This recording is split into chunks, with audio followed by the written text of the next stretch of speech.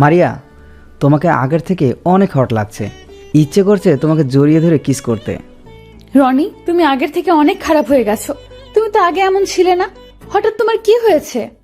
বারে, আমি তো তোমাকে ভালোবাসি, তাহলে এই কথা বলতে পারবো না? আর অনেক গার্লফ্রেন্ড বয়ফ্রেন্ড দেখি, তাদের কত আদর করে। তুমি আজ পর্যন্ত আমাকে তোমার হাতটাও ধরতে দাও নাই। তোমাকে আমি বলছি না, আমাদের বিয়ের পর তোমার যা খুশি করার করতে পারবে, বিয়ের আগে কিছুই হবে না। আমি তো তোমাকে বিয়ে করব, তাহলে কিস করতে সমস্যা কোথায়? আর তোমাকে তো আমি অন্য কিছু করতে বলি নাই। ঠিক আছে, শুধু হাত ধরতে পারবে, কিন্তু জড়িয়ে ধরা, কিস করা এগুলো কখনো করতে পারবে না। লাগবে না তোমার হাত ধরা, আমি আর তোমার সাথে রিলেশন রাখতে পারবো না। যদি তুমি আজকে জড়িয়ে ধরা এবং কিস করতে দাও, তাহলে আমি তোমাকে ভালোবাসবো। তা না হলে আজকে তোমার সাথে ব্রেকআপ। তোমার মন মানসিকতাটা যে এত খারাপ তা আমার জানা ছিল না। তোমার সাথে রিলেশন করাই আমার ভুল হয়েছে। তুই আর কখনো আমার সামনে আসবি না, এক্ষুনি দূর হয়ে যা আমার সামনে থেকে। রনি আর কোনো কথা না বলে মারিয়ার সামনে থেকে উঠে পার্ক থেকে বেরিয়ে গেল। মারিয়া আপুও আর বসে না থেকে পার্ক থেকে বেরিয়ে একটা রিক্সা নিয়ে বাসায় চলে আসলো। মারিয়া আপু আর রনির রিলেশন আজ 6 মাসের। রনি আরও মেয়ের সাথে প্রেম করে, তাদের সাথে রাত কাটায়। রনি মনে করছে মারিয়া আপুর সাথে রিলেশন করে তাকে ভোগ করে ছেড়ে দিবে, কিন্তু মারিয়া আপু আজ পর্যন্ত রনিকে হাতটা ধরতে দেয়নি। তাই রনি আজ মারিয়া আপুর সাথে ব্রেকআপ করে চলে গেছে। তো যাই হোক, ওদিক থেকে এবার আমার দিকে আসুন। আজ কলেজ থেকে বেরিয়ে আসার পর আপুকে দেখতে পেলাম না, হয়তো বাসায় চলে গেছে। তখন রাফি আমাকে বলল, কিরে রাসেল, তুই চারপাশে তাকিয়ে কাকে খুঁজছিস? নিশ্চয়ই পায়েল আপুকে। ঠিক ধরেছিস, কিন্তু আজকে আপুকে কলেজে আসার পর দেখলাম না, আবার কলেজ ছুটির পরেও দেখলাম না। সকালে তো আমার আগে বাসা থেকে বেরিয়ে আসছে। আমার মনে হয় কি আপু রনির সাথে কোথাও ঘুরতে গেছে। না জানি রনি আপুর সাথে কি করে। রনি ছেলেটা অনেক খারাপ। সেটা তো আমি জানি, কিন্তু আপুকে বোঝানো যাচ্ছে না। আমি অনেকবার আপুকে বলেছি, তার বিনিময়ে থাপ্পড় খেয়েছি, তাই এখন আর বলি না। ওনার ভালোর জন্য বলছি, কিন্তু আমার কোনো কথাই শুনে না। চিন্তা করিস না, আপু একদিন ঠিকই বুঝতে পারবে। এখন চল বাসায় যাই। আমি ঠিক আছে বলে দুজনে হাঁটতে হাঁটতে বাসায় যেতে লাগলাম। এবার পরিচয়টা দিয়ে দিই, আমাকে সবাই চিনেন। তারপরে বলছি, আমি রাসেল চৌধুরী, এবার ইন্টার 2য় বর্ষে পড়ি। পরিবারে আব্বু আম্মু আছে। আব্বু নিজেদের অফিস দেখাশোনা করে। আর মারিয়া, উনি হচ্ছে আমার চাচাতো বোন, এবার অনার্স 1ম বর্ষে পড়ে। মারিয়া আপু আমার থেকে 1 বছর বড়। তার আব্বু দেশের বাইরে থাকে। তাদের বাসা এবং আমাদের বাসা পাশাপাশি। চাচি আমাকে নিজের ছেলের মতো আদর করে। আমি চাচিকে বড় আম্মু এবং চাচাকে বড় আব্বু বলে ডাকি। তারা আমাকে অনেক ভালোবাসে। তারা আর আমার আম্মু মারিয়া আপুকে নিজের মেয়ের মতো জানে। আপুর কারণে আমার আব্বু আম্মু আমাকে একদম ভালোবাসে না। আপুকে আমার আম্মু নিজের হাতে খাবার খাওয়ায় দেয়, আর মারিয়া আপুর আম্মু আমাকে নিজের হাতে খাইয়ে দেয়। খুব সুন্দরভাবে চলছে আমাদের 2 ফ্যামিলি। আপনাদের সাথে কথা বলতে বলতে বাসায় চলে এসেছি। দরজার সামনে দাঁড়িয়ে কলিং বেল চাপ দিলাম। কিছুক্ষণ পর আম্মু এসে দরজা খুলে দিল। আমাকে দেখে বলল, আসছে নবাব চাটা। তা আজকে কি দুপুরে খাবার বড় আম্মুর বাসায় খাবেন নাকি নিজের বাসায় খাবেন? তুমি দেখছো তোমার বাসায় দুপুরে খাবার খেতে, আমি বড় আম্মুর বাসায় খাবো। তুমি তোমার মেয়ে মারিয়া আপুকে খাওয়াও। তাকে খাওয়াবো না তোকে খাওয়াবো? আমার একটা মাত্র মেয়ে, আমার হাতে না খেয়ে থাকতে পারে না, কিন্তু আজকে আমার মেয়েটা এখন আসছে না কেন? আসে নাই, ভালো হয়েছে। আজকে আমাদের খাবারগুলো বেঁচে যাবে। তোর সাথে কথাই বলা ভুল হয়েছে, তুই তোর রুমে যা, আমি ওকে ফোন দিচ্ছি। আমি মুখটা ভেঙচি কেটে উপরে উঠে নিজের রুমে চলে আসলাম। ব্যাগটা রেখে ওয়াশরুমে ঢুকে ফ্রেশ হয়ে একটা জামা গায়ে দিয়ে রুম থেকে বেরিয়ে বড় আম্মুর বাসার সামনে চলে আসলাম। কলিং বেল চাপ দেওয়ার পর কাজের বুয়া এসে দরজা খুলে দিল। আমি ভিতরে ঢুকে খাবার টেবিলের সামনে গিয়ে একটা চেয়ার টেনে বসে বড় আম্মুকে বললাম, বড় আম্মু খাবার দাও, আজকে অনেক খিদে লেগেছে। বড় আম্মু পাকঘরের ভিতর থেকে বলল, বাবা তুই এসেছিস?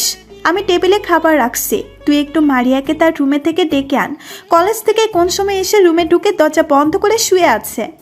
ঠিক আছে বড় আম্মু, তুমি খাবার রেডি করো, আমি আপুকে ডেকে আনছি। এ বলে সিঁড়ি দিয়ে উপরে উঠে আপুর রুমের সামনে চলে আসলাম। তারপর আপুকে ডাকতে লাগলাম, আপু দরজা খোলো, বড় আম্মু তোমাকে খাবার খেতে ডাকছে। শুনেছি তুমি সে কখন কলেজ থেকে এসেছো। আপু আমার কথা শুনে দরজা খুলে দিল। তারপর আপু গিয়ে আবার বিছানায় বসলো। আমি ভিতরে ঢুকে আপুর সামনে গিয়ে বললাম, আপু তোমার কি হয়েছে? আজকে তোমাকে কলেজে সকালে দেখলাম না, আবার কলেজ ছুটির পরেও দেখলাম না, তুমি কোথায় গিয়েছিলে? আপু হঠাৎ আমার হাত ধরে বলল, রাসেল, তুই আমাকে মাফ করে দিস। আমি তোর কথা বিশ্বাস না করে তোর গায়ে অনেকবার হাত তুলেছি। আজকে রনি আমার সাথে ব্রেকআপ করে চলে গেছে। সে আমাকে জড়িয়ে ধরতে চায়, কিস করতে চায়, তাই ওর সাথে ব্রেকআপ করে দিছি। তুই ঠিকই বলেছিস রনি, ছেলেটা অনেক খারাপ। খারাপ মানে অনেক খারাপ। তোমাকে ওর খারাপ কাজগুলোর কথা বলি নাই, সেটা শুনলে তুমি কষ্ট পাবে, তাই তোমাকে বলি নাই। আজকে যখন তোমাদের ব্রেকআপ হয়েছে তাহলে সবটা খুলে বলছি। রনি ছেলেটা অনেক মেয়ের সাথে প্রেম করে, তাদের সাথে রাত কাটিয়েছে এবং তোমাকেও চেয়েছে ভালোবেসে ভোগ করতে। কি বলছিস তুই? রনি অনেক মেয়ের সাথে রাত কাটিয়েছে, ওর সাথে ব্রেকআপ হয়েছে, অনেক ভালোই হয়েছে। তা না হলে রনি আমার সর্বনাশ করে ছেড়ে দিত। আল্লাহ যা করেন ভালোর জন্যই করেন। এখন কথা না বলে ফ্রেশ হয়ে আমাদের বাসায় যাও। আম্মু তোমার জন্য খাবার নিয়ে বসে আছে, আর তোমাকে আমি ক্ষমা করি নাই। আমার কিছু শর্ত আছে, সেগুলো মানলে মাফ করব। কি শর্ত বল? আমি তো সব শর্তে রাজি আছি। আর এমন শর্ত দিবি যেটা আমি করতে পারবো, এমন শর্ত দিতে পারবি না যেটা আমি কখনো করতে পারবো না। এখন শর্তের কথা বলবো না, তুমি আগে ফ্রেশ হয়ে খাবার খেয়ে আসো, তারপর আমার শর্তের কথা বলবো। মারিয়া আপু ঠিক আছে বলে ওয়াশরুমে ঢুকে গেল। আমি রুম থেকে বেরিয়ে খাবার টেবিলের সামনে চলে আসলাম। দেখি বড় আম্মু আজকে ইলিশ মাছ ভুনা করছে। এটা আমার অনেক প্রিয় খাবার। ইলিশ মাছের ভুনা দেখে জিভে পানি চলে এসেছে, তাই দাঁড়িয়ে না থেকে চেয়ার টেনে বসে পড়লাম। তখন আমি বললাম, বড় আম্মু তাড়াতাড়ি খাবার দাও, আজকে দেখে আমার পছন্দের খাবার রান্না করেছো, আমার আর সইছে না, জিভে পানি চলে এসেছে। দিচ্ছি বাবা, আগে বল মারিয়া রুমে কি করছে আর আজকে ওর কি হয়েছে? শরীরটা তেমন ভালো লাগছে না, তাই রুমে এতক্ষণ শুয়েছিল। আমি আপুকে ফ্রেশ হতে পাঠিয়ে নিচে চলে এসেছি। বড় আম্মু আর কোনো কথা না বলে আমাকে খাবার খাইয়ে দিতে লাগলো। কিছুক্ষণ পর মারিয়া আপু বড় আম্মুকে বলে বাসা থেকে বেরিয়ে আমাদের বাসায় চলে গেল। বড় আম্মু আমাকে খাবার খাইয়ে দিয়ে মুখটা শাড়ির আঁচল দিয়ে মুছে দিল, তারপর কপালে একটা চুমো দিয়ে ভিতরে চলে গেল। আমি বড় আম্মুকে বলে নিজের বাসায় চলে আসলাম। কলিং বেল চাপ দেওয়ার পর কাজের লোক এসে দরজা খুলে দিল। আমি ভিতরে ঢুকে দেখি আম্মু মারিয়া আপুকে নিজের হাতে খাইয়ে দিচ্ছে। তাদের সাথে কোনো কথা না বলে নিজের রুমে এসে বিছানায় শুয়ে একটা ঘুম দিলাম। কিছুক্ষণ পর দেখি আপু আমার রুমে আসলো। তখন আমি আপুকে বললাম, কি ব্যাপার আপু, তুমি আমার রুমে কেন? বিকেলে ঘুম থেকে উঠে আমাদের বাসায় যাস, তোকে নিয়ে আজকে ঘুরতে যাব। তা হঠাৎ আমাকে নিয়ে ঘুরতে যাবে কেন? আগে কখনো আমাকে নিয়ে ঘুরতে যাও নাই? আগে যাইনি, এখন থেকে তোকে নিয়ে ঘুরতে যাব। আর কোনো কথা না বলে ঘুমা, আমি বাসায় গেলাম। এই বলে আপু রুম থেকে বেরিয়ে গেল। আমি আর কোনো কিছু না ভেবে ঘুমিয়ে পড়লাম। বিকালে ঘুম থেকে উঠে ফ্রেশ হয়ে একটা জামা গায়ে দিয়ে আপুর বাসায় চলে গেলাম। দরজার সামনে দাঁড়িয়ে কলিং বেল চাপ দিলাম। কিছুক্ষণ পর বড় আম্মু এসে দরজা খুলে দিল। আমাকে দেখে বড় আম্মু বলল, কিরে রাসেল, তুই হঠাৎ বিকেলে আমাদের বাসায়? তুই তো বিকেলে কারণ ছাড়া আমাদের বাসায় আসিস না। আমি কি এমনি এসেছি? তোমার মেয়ে আসতে বলল, আমাকে নিয়ে নাকি আজকে ঘুরতে যাবে। তাই নাকি? তোকে তো কখনো মারিয়ার সাথে করে ঘুরতে চায়নি, তা আজকে তোকে নিয়ে ঘুরতে যাবে কেন? সেটা আমি কি করে বলবো, তোমার মেয়ে ভালো জানে। ঠিক আছে, তুই মারিয়ার রুমে যা, হয়তো মারিয়া রেডি হচ্ছে। আমি ঠিক আছে বলে আপুর রুমের সামনে চলে আসলাম। আমি বাহির থেকে বললাম, আপু ভিতরে আসতে পারি? আপুর কোনো কথা শোনা যাচ্ছে না, তাই আবার ডাক দিলাম, কিন্তু এবারও সাড়া দিচ্ছে না। আমি আর কোনো কিছু না ভেবে আপুর রুমের ভিতরে ঢুকে গেলাম। ভিতরে ঢুকে আপুকে দেখতে পেলাম না, হয়তো ওয়াশরুমে আছে। আমি আপুর বিছানায় বসে মোবাইল টিপতে লাগলাম। কিছুক্ষণ পর আপু ওয়াশরুম থেকে বেরিয়ে এলো। আমাকে দেখে আপু বলল, কিরে, তুই কখন এসেছিস? এই তো কিছুক্ষণ হয়েছে, তোমাকে রুমের বাহির থেকে অনেক ডেকেছি, কিন্তু তোমার কোনো সাড়া নেই, তাই তোমার রুমে ঢুকে গেলাম। রুমে এসে দেখি তুমি নাই, পরে বুঝতে পারলাম তুমি ওয়াশরুমে। আমার ঘুম থেকে উঠতে একটু দেরি হয়ে গেছে, তুই বস, আমি রেডি হয়ে নেই। বলে গায়ের ওড়না বিছানায় রেখে দিল। তখন আমি মাথা নিচু করে আপুকে বললাম, এই আপু, তুমি কি করছো? তুমি দেখো না আমি তোমার রুমে, তুমি আমার সামনে জামা কাপড় খুলছো কেন? ও সরি, আমি বুঝতে পারিনি। ঠিক আছে, তুই বাইরে গিয়ে বস, আমি রেডি হয়ে আসছি। ঠিক আছে বলে আপুর রুম থেকে বেরিয়ে আসলাম। নিচে এসে সোফায় বসে মোবাইল টিপতে লাগলাম। বড় আম্মু আমার সামনে এসে বলল, কি রে, তুই এখানে বসে আছিস কেন? মারিয়া কোথায়? তোরা না ঘুরতে যাবি? তোমার মেয়ে রেডি হচ্ছে। বড় আম্মু, আমাকে একটা কফি দাও। তুই বস, আম্মু তোর জন্য কফি বানিয়ে আনছি। এই বলে বড় আম্মু কিচেন রুমে চলে গেল। কিছুক্ষণ পর দেখি আপু রুম থেকে বেরিয়ে আসলো। আপুকে দেখে আমি চোখ সরাতে পারছি না। আপুকে আজকে অনেক সুন্দর লাগছে, যেন একটা পরী আমার সামনে আসলো। আমাকে এভাবে তাকিয়ে থাকতে দেখে আপু বলল, কিরে রাসেল, তুই আমার দিকে এইভাবে তাকিয়ে আছিস কেন? আমাকে কি আগে কখনো দেখিস নাই? আপু, তোমাকে আজকে পুরো পরীর মতো লাগছে। আজকে যে কোনো ছেলে তোমাকে দেখলে প্রেমে পড়ে যাবে। ছেলেরা পারলে কি হবে? আমি তো আর কোনো ছেলের সাথে প্রেম করব না। ছেলে জাতটা অনেক খারাপ। আপু, তুমি ভুলে যেও না, আমিও কিন্তু ছেলে। তুমি সব ছেলেকে খারাপ বলতে পারো না। দোষ করছে একটা ছেলে, এখন ওর জন্য তুমি সব ছেলেকে খারাপ বলতে পারো না। হাতের 5 আঙ্গুল যেমন এক না, ঠিক তেমনি সব ছেলেরা খারাপ না। হয়েছে হয়েছে, তোর লেকচার এবার বন্ধ কর। এমনিই আজকে দেরি হয়ে গেছে, তাড়াতাড়ি চল, এখনই বেরিয়ে পড়ি। হঠাৎ বড় আম্মু আমাদের সামনে এসে বলল, আগে দুজনে কফিটা খেয়ে নেই, তারপর ঘুরতে যা। আমরা দুজনে কফি খেয়ে বাসা থেকে বেরিয়ে পড়লাম। তারপর আপু আমাকে বলল, রাসেল, একটা রিক্সা ডাক দে। আপু, একটা রিক্সা দিয়ে কি হবে? আমরা তো 2 জন, তাহলে একটা রিক্সা দিয়ে কি করবে? আমরা রিক্সা একটা ডাক দিয়ে ঘুরতে বের হব। এখন কথা না বলে তাড়াতাড়ি রিক্সা ডাক দে। কি আর করার, আপুর কথা মতো একটা রিক্সা ডাক দিলাম। আগে আপু উঠে বসলো, তারপর আমি উঠলাম। আমি রিক্সার একপাশে চেপে বসলাম। তখন আপু বলল, কিরে তুই এত কিনারে গিয়ে বসলি কেন? পড়ে যাবি তো। আরো এদিকে আয়। আপু, আমি তো কখনো কোনো মেয়ের সাথে রিক্সায় উঠি নাই, তাই একটু আনইজি ফিল করছি। কোনো মেয়ের সাথে বসতে হবে না, এখন থেকে আমার পাশে বসবি। ও, আমি তো একটা কথা বলতেই ভুলে গেছি। তুই না আমাকে কিছু শর্তের কথা বলবি? তাহলে এখন বল। ও, আমি তো ভুলেই গেছি। আমার শর্ত হলো, এখন থেকে তোমার সাথে করে আমাকে প্রতিদিন কলেজে নিয়ে যেতে হবে, আমাকে নিয়ে প্রতি সপ্তাহে ঘুরতে যেতে হবে, আর আমাকে প্রতিদিন তোমার রুমে পড়াতে হবে। তাহলে তোমাকে আমি ক্ষমা করব। আরে ভাই, ক্ষমা তো অনেক আগেই করে দিছি। এখন আপুর সাথে সবসময় থাকার জন্য এই শর্তের কথা বলছি। আপু আমার কথা শুনে বলল, ঠিক আছে, আমি তো সব শর্তে রাজি আছি। তবে আমি তোকে রাতে পড়াবো, বিকেলে পড়াতে পারবো না। বিকেলে ঘুম থেকে উঠলে পড়াতে ভালো লাগে না। ঠিক আছে, সেটা কোনো সমস্যা নেই। আমি রাতে তোমার কাছে পড়বো এবং তোমাদের বাসায় রাতে ঘুমাবো। সকালে ঘুম থেকে উঠে নিজের বাসায় চলে আসবো। রাতে আমাদের বাসায় থাকবি কেন? তোর বাসা তো আমাদের বাসার সাথেই। আমি রাতে একা একা যেতে ভয় পাই, তাই রাতে তোমাদের বাসায় থাকবো। একটা কথা, পড়ার সময় আমার সাথে কোনো দুষ্টুমি করতে পারবি না। মন দিয়ে পড়ালেখা করবি। আপু, আমি তোমার সাথে কখনো দুষ্টমি করছি? তুমি তো আগে আমাকে দেখতে পারতেন না, তাহলে তোমার সাথে দুষ্টমি করব কেমন করে? তাও কথা ঠিক, আগে আমি কেমন যেন হয়ে গেছি। তোকে 2 চোখে দেখতে পারতাম না, কিন্তু কেন তোর সাথে এমন করছি সেটা আমি কখনো বলতে পারবো না। আপু, আগের কথা বাদ দাও, এখন চলো দুজনে ওই পার্কে গিয়ে বসি। এই পার্কটা অনেক নিরিবিলি আছে, ভিতরে অনেক সুন্দর সুন্দর জায়গা আছে। আপু আর আমি রিক্সা থেকে নেমে ভাড়া মিটিয়ে পার্কের ভিতরে গেলাম। তারপর একটা সুন্দর জায়গায় গিয়ে বসলাম। আপু আর আমি চারপাশে তাকিয়ে দেখতে লাগলাম। হঠাৎ একটা জায়গায় চোখ পড়তেই আমি আর আপু অবাক হয়ে গেলাম। দেখি রনি একটা মেয়ের সাথে লিপ কিসে ব্যস্ত। মারিয়া আপু দেখে চোখ মুখ লাল করে ফেলেছে। তখন মারিয়া আপু উঠে তাদের সামনে গেল। তারপর রনি গালে ঠাস করে 2টা থাপ্পড় মেরে দিল। রনি গালে হাত দিয়ে দেখিয়ে আসে। তখন মারিয়া বলল, উত্তর বাচ্চা, আমার সাথে খারাপ কিছু না করতে পেরে আর একটা মেয়ের সাথে লিপ কিসে ব্যস্ত হয়ে গেলি। ওই মেয়েটার জীবন ধ্বংস করবি। মারিয়া আপুর কথা শুনে ওই মেয়েটা বলল, আপনি ওকে থাপ্পড় মারলেন কেন? আমি ওকে ভালোবাসি। তুমি জানো এই ছেলেটা অনেক খারাপ, আমার সাথে খারাপ কিছু করতে চেয়েছে কিন্তু সেটা পারে নাই। এবার আবার তোমাকে ধরেছে।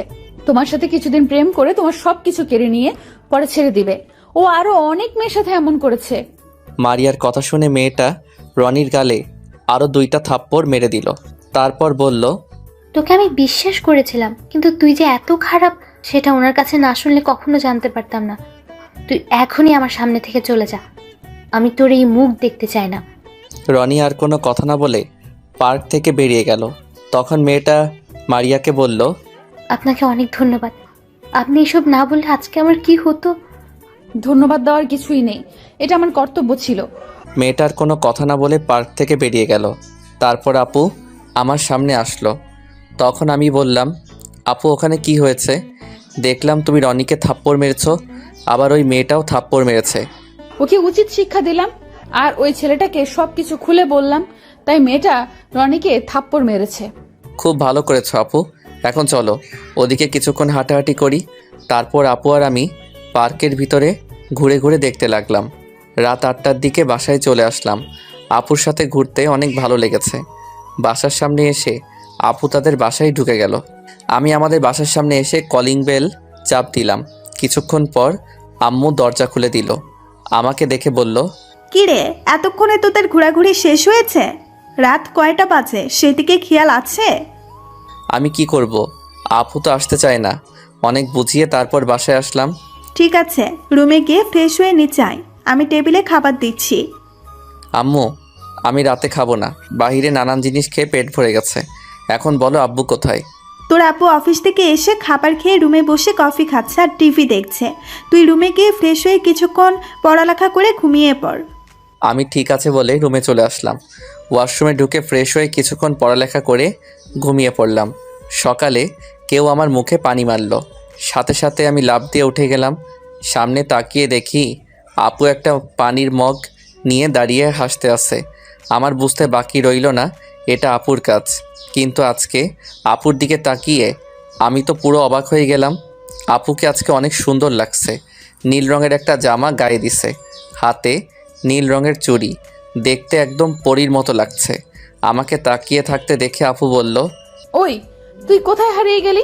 সেই কখন থেকে তোকে ডাকছি, তোর কোনো ওঠার খবরই নেই। আপু আজকে তোমাকে অনেক সুন্দর লাগছে, যেন একটা পরী আমার সামনে দাঁড়িয়ে আছে। আমি তো তোমাকে দেখে বাস থুক্কু ক্রাশ খাইছি। ওমা তাই নাকি? তুই বাস থুকু ক্রাশ খাইলে আমি কি করব? আর তুই ভুলে যাস না আমি তোর আপু লাগি। ধুর, আমি কি তোমাকে অন্য কিছু বলেছি? শুধু বলেছি তোমাকে দেখে ক্রাশ খাইছি। তুই আমাকে বোকা মনে করছিস? আমি তোর থেকে 2 বছরের বড়, তোর থেকে আমি ভালো বুঝি। তোমার উপর ক্রাশ খাওয়াই ভুল হয়েছে। তোমাকে বলি একটা, তুমি বুঝো অন্যটা। এখন বলো আমার মুখে পানি মারছো কেন? তোকে সে কখন থেকে ডাকছি, তোর ওঠার কোনো খবর নেই, তাই বাধ্য হয়ে তোর মুখে পানি মারছি। তাই বলে পানি মারবে? তা আজকে এত সকালে আমাদের বাসায় কেন? আমি ঘড়ির দিকে তাকিয়ে দেখি 9টা বাজে। তখন আমি আপুকে বললাম, আরে এখন তো 9টা বাজে, আজকে তো দেরি হয়ে গেছে। তুমি আমাকে আরও আগে ডাক দিবে না? আর একটা কথা বললে থাপ্পড় মেরে গা লাল করে দিব। সকাল থেকে এসে ডাকছি, তোর ওঠার খবর নেই। এখন কথা না বলে ফ্রেশ হয়ে নিচে আয়। এই বলে আপু রুম থেকে বেরিয়ে গেল। আমি আর দাঁড়িয়ে না থেকে ওয়াশরুমে ঢুকে ফ্রেশ হয়ে কলেজের জন্য রেডি হয়ে নিচে চলে আসলাম। নিচে এসে দেখি আম্মু আপুকে নিজ হাতে নাস্তা খাইয়ে দিচ্ছে। আমি একটা চেয়ার টেনে বসলাম। তখন আম্মু বলল, কি রে, আজকে তোর ঘুম থেকে উঠতে এত দেরি কেন? আমার মেয়েটা তোকে ডাকতে ডাকতে হয়রান হয়ে গেছে। আসলে আম্মু রাতে একটু বেশি পড়ালেখা করছি তো, তাই ঘুমাইতে দেরি হয়ে গেছে। বাহ, আমার ছেলের দেখি পড়ালেখায় মনোযোগী হয়েছে। তা বাবা, মোবাইলে কি চার্জ আছে নাকি শেষ হয়ে গেছে? আম্মু তুমি আমাকে একটু বিশ্বাস করো না? আমি কি এমনটা কখনো করছি? আমি তোকে ভালো করেই চিনি। এখন কথা না বলে তাড়াতাড়ি নাস্তা করে কলেজে যা। আমার মেয়েটা সেই সকালে এসে বসে আছে। আম্মু আজকে আমাকে তোমার হাতে নাস্তা খাইয়ে দাও। না ছোট আম্মু, ওকে তুমি খাইয়ে দিবে না। ওর জন্য আমার আম্মু আমাকে একদিনও খাইয়ে দেয় না। আমাকে কি পাগলা কুকুরে কামড়াইছে? তুমি নিজ হাতে নাস্তা করে নাও। আমি আমার মেয়েকে ছাড়া কাউকে খাইয়ে দিব না। তোমাকে খাইয়ে দিতে হবে না। আমি কালকে থেকে বড় আম্মুর বাসায় থাকবো। বড় আম্মু আমাকে নিজ হাতে খাইয়ে দিবে। তাই নাকি? তুই এখনই তোর বড় আম্মুর কাছে চলে যা, আমি তোকে কিছুই বলবো না। দূর, আম্মুর সাথে কথা বলে লাভ নেই। মারিয়া আপু আম্মুকে পুরো হাত করে ফেলেছে। আমি নাস্তা করে বাসার বাইরে চলে আসলাম। আমার পিছন দিয়ে আপু বেরিয়ে আসলো। তখন আমি বললাম, আপু হেঁটে যাবে নাকি রিক্সা নিয়ে যাবে? হেঁটেও যাব না, আবার রিক্সা করেও যাব না। তুই তোর বাইক বের কর, এখন থেকে তোর বাইকে করে কলেজে যাব। কিন্তু আম্মু তো আমাকে বাইক চালিয়ে কলেজে যেতে দিবে না। আমি নাকি বাইক জোরে জোরে চালাই। সমস্যা নেই, আমি আম্মুকে বলে বাইকের চাবি নিয়ে এসেছি। তবে বেশি জোরে চালাবি না, আস্তে আস্তে চালাবি। আমি ঠিক আছে বলে আপুর থেকে বাইকের চাবি নিয়ে গ্যারেজ থেকে বাইক বের করে নিয়ে আসলাম। আপু আমার বাইকের পিছনে উঠলো। আপু পিছনে উঠে আমার ঘাড়ে হাত রাখলো।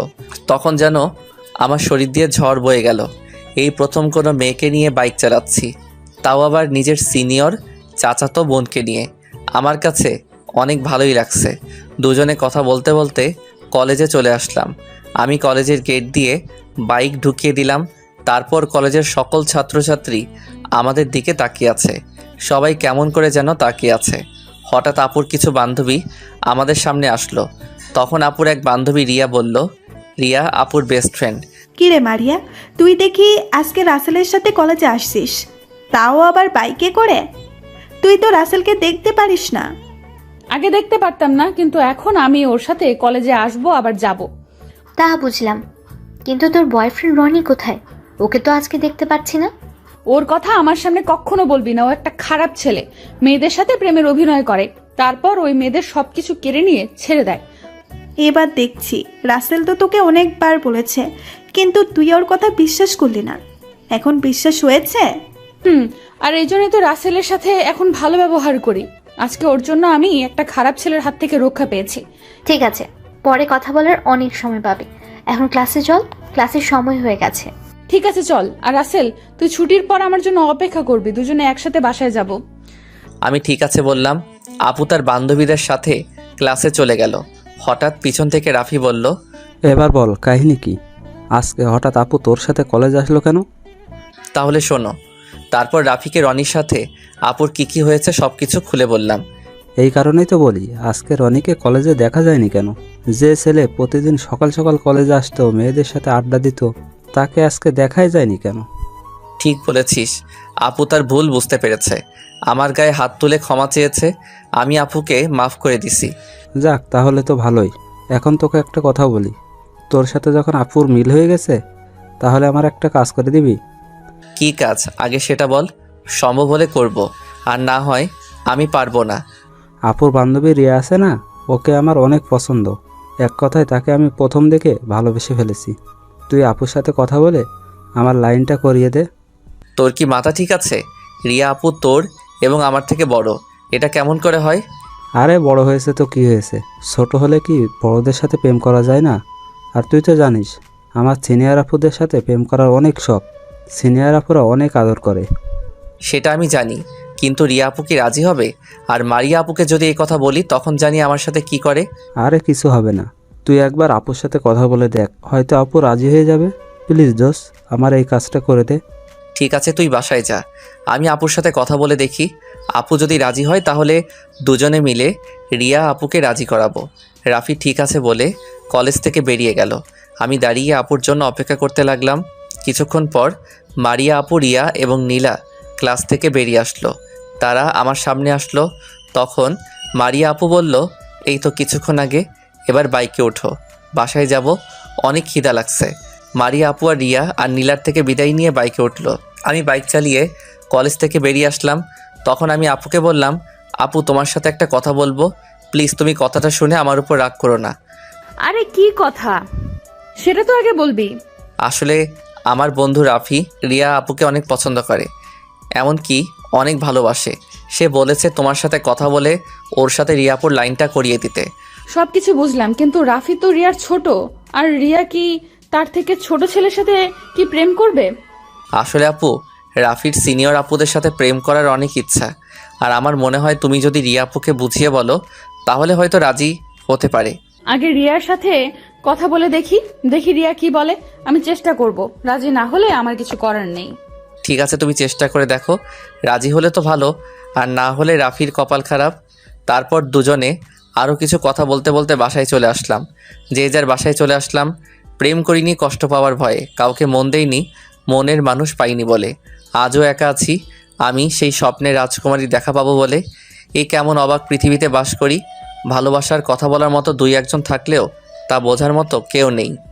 তারপর দুজনে আরও কিছু কথা বলতে বলতে বাসায় চলে আসলাম। যে যার বাসায় চলে আসলাম। দেখতে দেখতে 2টা মাস চলে গেল। আপু এখন আমার অনেক কেয়ার করে, সব সময় সকালে ঘুম থেকে ডেকে তোলে। আপুর এরকম কেয়ার করায় আমার অনেক ভালো লাগে। আসল কথা হচ্ছে আপুকে আমি ভালোবেসে ফেলেছি, কিন্তু বলতে পারছি না। জানি না আপু আমাকে ভালোবাসে কি না, কিন্তু আমি আপুকে অনেক বেশি ভালোবেসে ফেলেছি। রিয়া আপুকে রাপির কথা বলছি, কিন্তু রিয়া আপু তার থেকে ছোট ছেলের সাথে প্রেম করবে না। মারিয়া আপু অনেক বুঝিয়েছে, রিয়া আপুকে, কিন্তু রিয়া আপু রাজি হলো না। বেচারা রাফি মন খারাপ করে ফেলছে। রাফি রিয়া আপুর কথা শুনে এক সপ্তাহ কলেজে আসে নাই। এখন রাফি রিয়া আপুকে প্রায় ভুলে গেছে। রিয়া আপুকে দেখলেই পাশ কেটে চলে আসে, তার সাথে কথা বলে না। তো যাই হোক, আমরা দুই বন্ধু মিলে কলেজের একটা জায়গায় বসে আড্ডা দিচ্ছি। হঠাৎ দেখি মারিয়া আপু এবং রিয়া আপু আমাদের সামনে আসলো। তখন মারিয়া আপু বলল, রাসেল, রাফির সাথে আমরা কিছু কথা বলতে চাই, তুই একটু ওদিকে যা। কেন? আমি থাকলে সমস্যা কোথায়? ঠিক আছে থাক, তবে তুই কোনো কথা বলতে পারবি না, চুপচাপ বসে থাকবি। আমি ঠিক আছে বলে চুপচাপ বসে থাকলাম। তখন রিয়া আপু রাফিকে বলল, রাফি, তুমি কি আমাকে সত্যিই ভালোবাসো? বাসতাম, তবে এখন আর বাসি না। আমি আগে আবেগে আপনাকে ভালোবেসেছি, এখন আবেগ কেটে গেছে, তাই আপনাকে ভুলে গেছি। তুমি আমাকে এখনো ভালোবাসো? শুধু আমার উপরে অভিমান করে আছো। আমি কি করব বলো? সমাজের মানুষ নানান কথা বলবে, পরিবারের মানুষ আমাদের সম্পর্ক মেনে নিবে না, তাই তো তোমাকে মানা করছি। সরি আপু, আমার ভুল হয়ে গেছে, আপনি আমাকে মাফ করে দিবেন। আর আপনি ভুল ভাবছেন, আমি এখন আর আপনাকে ভালোবাসি না। তাহলে আগে আমাকে ভালোবাসলে কেন? তুমি জানো আমি এখন রাতে ঘুমাতে পারি না, খাওয়া দাওয়া ঠিক মতো করতে পারি না, শুধুমাত্র তোমার জন্য। আমার জন্য কেন? আপনি তো আমাকে ভালোবাসেন না। তখন তোমাকে ভালোবাসি নাই, কিন্তু তোমাকে মানা করে দেওয়াই নিজের থেকে অনেক খারাপ লাগছে। তোমার সাথে অনেকবার কথা বলতে চেয়েছি, কিন্তু তুমি আমাকে এড়িয়ে চলো। আমি আপনাকে সম্মান করি, তাই আপনাকে এড়িয়ে চলি, আপনার সামনে দিয়ে মাথা নিচু করে চলি। প্লিজ রাফি, তুমি আমাকে মাফ করে দাও। তোমার এরকম এড়িয়ে চলা দেখে আমি আর থাকতে পারছি না। আমি তোমাকে ভালোবেসে ফেলেছি, প্লিজ তুমি আমাকে একটু ভালোবাসা দিবে? আপনি এখন কেন আমাকে ভালোবাসলেন? আপনার পরিবার তো মেনে নেবে না, সমাজের মানুষ নানান কথা বলবে, তাহলে কেন ভালোবাসলেন? তখন আমি প্রেমের ব্যাপারে ভাবি নাই, কিন্তু তুমি আমাকে ভালোবাসি কথাটা বলার পরে সারাক্ষণ তোমাকে নিয়ে ভাবি। প্লিজ রাফি, তুমি আমাকে আপন করে নাও। তখন আমি বললাম, রাফি আর অভিনয় করতে হবে না, পাখি জালে ধরা দিয়েছে, এখন আপুকে আপন করে নাও। আমার প্ল্যানে কাজ হয়েছে। আমার কথা শুনে মারিয়া আপু বলল, তোর প্ল্যান মানে? আমি তো কিছুই বুঝতে পারছি না। তাহলে শোনো। রিয়া আপু যখন রাফিকে মানা করে দেয়, তখন আমি রাফিকে বলি এক সপ্তাহ কলেজে না আসার জন্য, এবং কলেজে আসলে রিয়া আপুকে এড়িয়ে চলার জন্য। যদি রিয়া আপুর মনে রাফির জন্য ভালোবাসা থাকে, তাহলে একদিন না একদিন আপু নিজে এসে ধরা দিবে। আর এখন ঠিকই আপু এসে রাফির ভালোবাসার জালে ধরা দিছে। ওরে আল্লাহ, তোর মাথায় এত বুদ্ধি! তোর বালিশটা একদিন আমাকে দিস তো। কেন? আমার বালিশ দিয়ে তুমি কি করবে?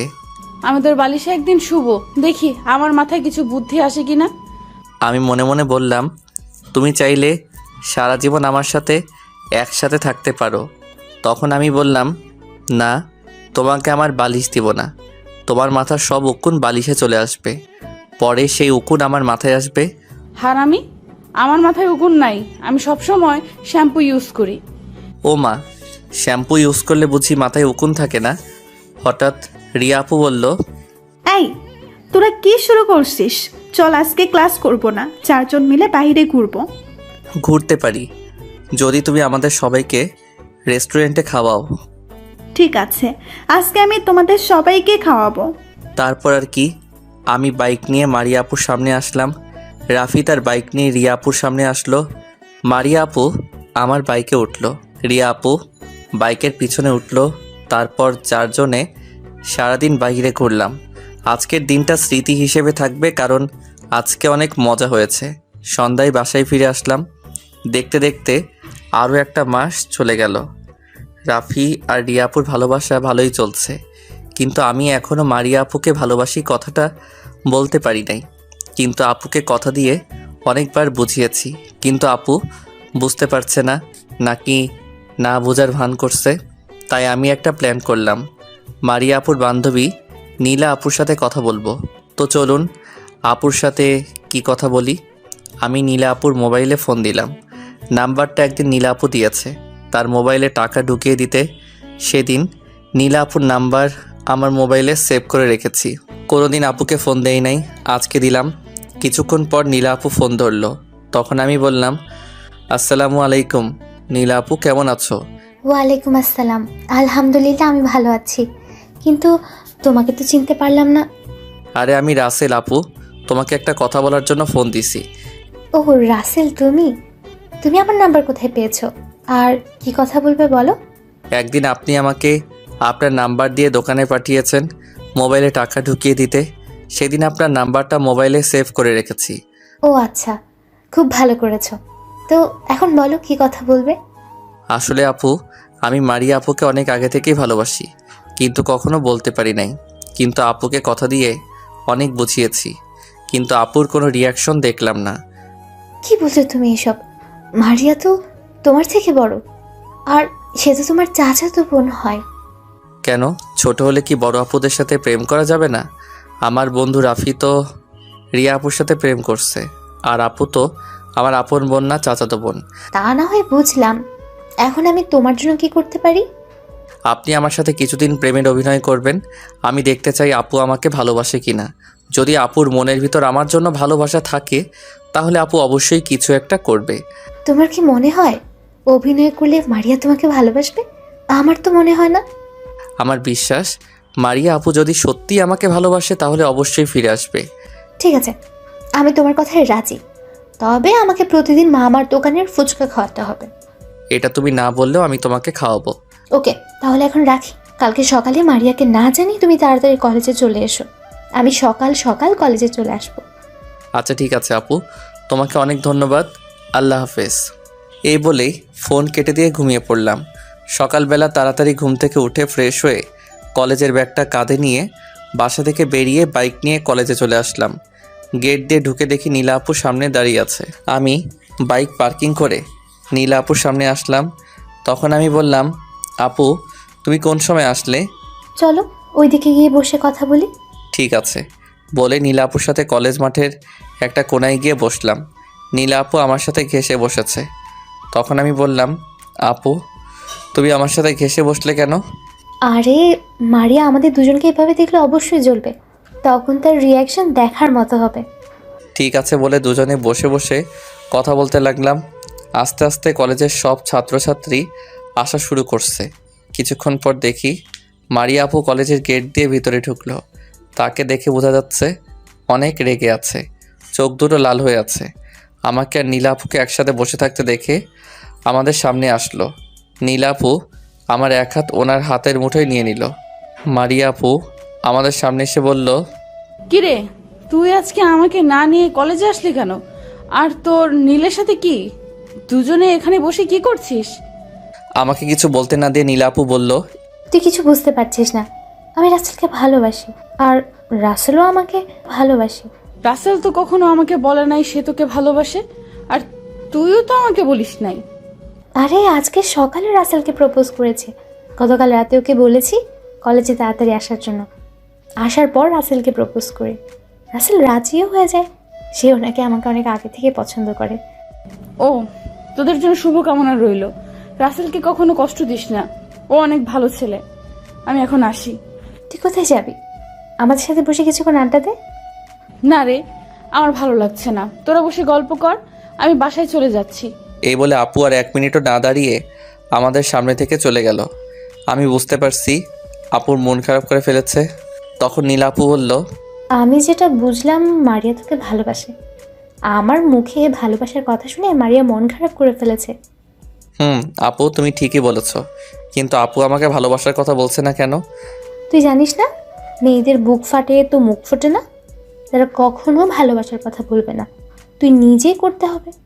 আমার না অনেক ভয় করে, যদি আপু অন্য কিছু করে বসে। মারিয়া যদি তোকে সত্যি ভালোবেসে থাকে তাহলে কিচ্ছু করবে না, তুই একবার বলে দেখ। আপু এখন বলবো না, আগে কিছুদিন দেখি, তারপর না হয় বলবো।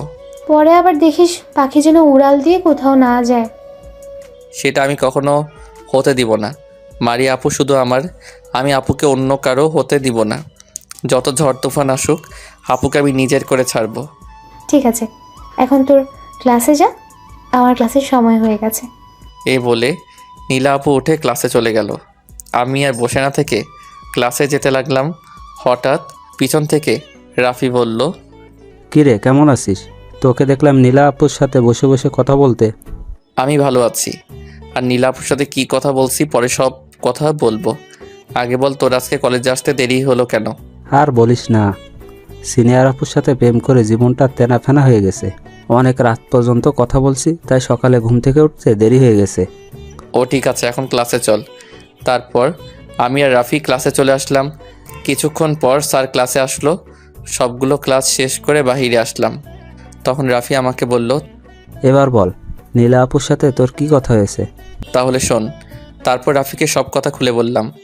তাহলে এই ব্যাপার, লাস্ট পর্যন্ত আমার বন্ধু সিনিয়র চাচাতো বোনের প্রেমে পড়েছে? হরে বন্ধু, কিন্তু আমি আপুকে বলতে পারছি না, তাই তো নীলাপুর সাথে এই প্ল্যান করলাম।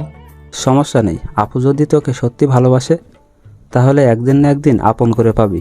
তুই এখন আপুকে আমার মতো এড়িয়ে চল, আর নীলা আপুর সাথে বেশি সময় দিবি, তাহলে বুঝতে পারবি আপু তোকে ভালোবাসে কিনা। ঠিক আছে, দেখি কপালে কি আছে। এখন চল বাসায় যাই। তারপর আমি আর রাফি কলেজ থেকে বেরিয়ে যে যার বাসায় চলে আসলাম। বাসায় এসে কলিং বেল চাপ দিলাম। কিছুক্ষণ পর আম্মু এসে দরজা খুলে দিল। আম্মু আমাকে দেখে বলল, কি রে, আজকে সকাল সকাল কলেজে গেলি কেন? আর আমার কাছে তো বলে যাসনি, নাস্তা পর্যন্ত করলি না। আসলে আম্মু কলেজে একটু জরুরি কাজ ছিল, তাই সকাল সকাল কলেজে চলে গেলাম। ঠিক আছে, এখন রুমে গিয়ে ফ্রেশ হয়ে তোর বড় আম্মুর বাসায় যা। মারিয়া নাকি সকালে কলেজ থেকে এসে রুমে শুয়ে আছে, কিছু মুখে দিচ্ছে না। তুই গিয়ে দেখ তো মেয়েটার কি হয়েছে। আমি ঠিক আছি বলে নিজের রুমে চলে আসলাম। কাঁধের থেকে ব্যাগটা বিছানায় রেখে ওয়াশরুমে ঢুকে গোসল করে একটা জামা গায়ে দিয়ে আবুদের বাসায় চলে আসলাম। তারপর কলিং বেল চাপ দিলাম। কিছুক্ষণ পর একজন এসে দরজা খুলে দিল। আমি তাকে দেখে পুরো অবাক হয়ে গেলাম। আরে আপনারা অন্য ভাইবেন না? যে দরজা খুলে দিল উনি আর কেউ নয়, আমার বড় আব্বু, মানে মারিয়া আপুর আব্বু। আসসালামু আলাইকুম বড় আব্বু, কেমন আছো? তুমি কখন আসলে? আমি তো জানলাম না। আমি আলহামদুলিল্লাহ ভালো আছি, তুই কেমন আছিস রাসেল? আর আমি কাউকে বলে আসি নাই, সবাইকে সারপ্রাইজ দেব বলে। তাই বলে তোমার এই ছেলেটাকে বলবে না? আমি তোমার উপর রাগ করছি। সরি আব্বু, সামনের দিকে তোকে না বলে আসবো না, এখন ভিতরে আয়। যাচ্ছি। তার আগে বলো আমার জন্য বাহির থেকে কি এনেছো? সেটা ভিতরে আসলে দেখবি, আগে চল সবাই মিলে খাওয়া দাওয়া করে নিই। ঠিক আছে চলো।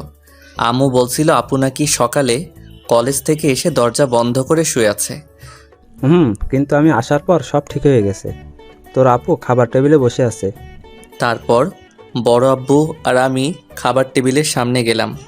টেবিলের সামনে গিয়ে দেখি আপু মাথা নিচু করে মোবাইল টিপতে আছে, আর বড় আম্মু টেবিলে সাজাচ্ছে। আমি আর বড় আব্বু দুইটা চেয়ার টেনে বসলাম, কিন্তু আপু আমার দিকে তাকাচ্ছে না। তখন বড় আম্মু বলল, কি রে রাসেল, এসেছিস? আর মারিয়া এবার ফোন রাখ, খাবার খেয়ে নে। আম্মু এসেছি।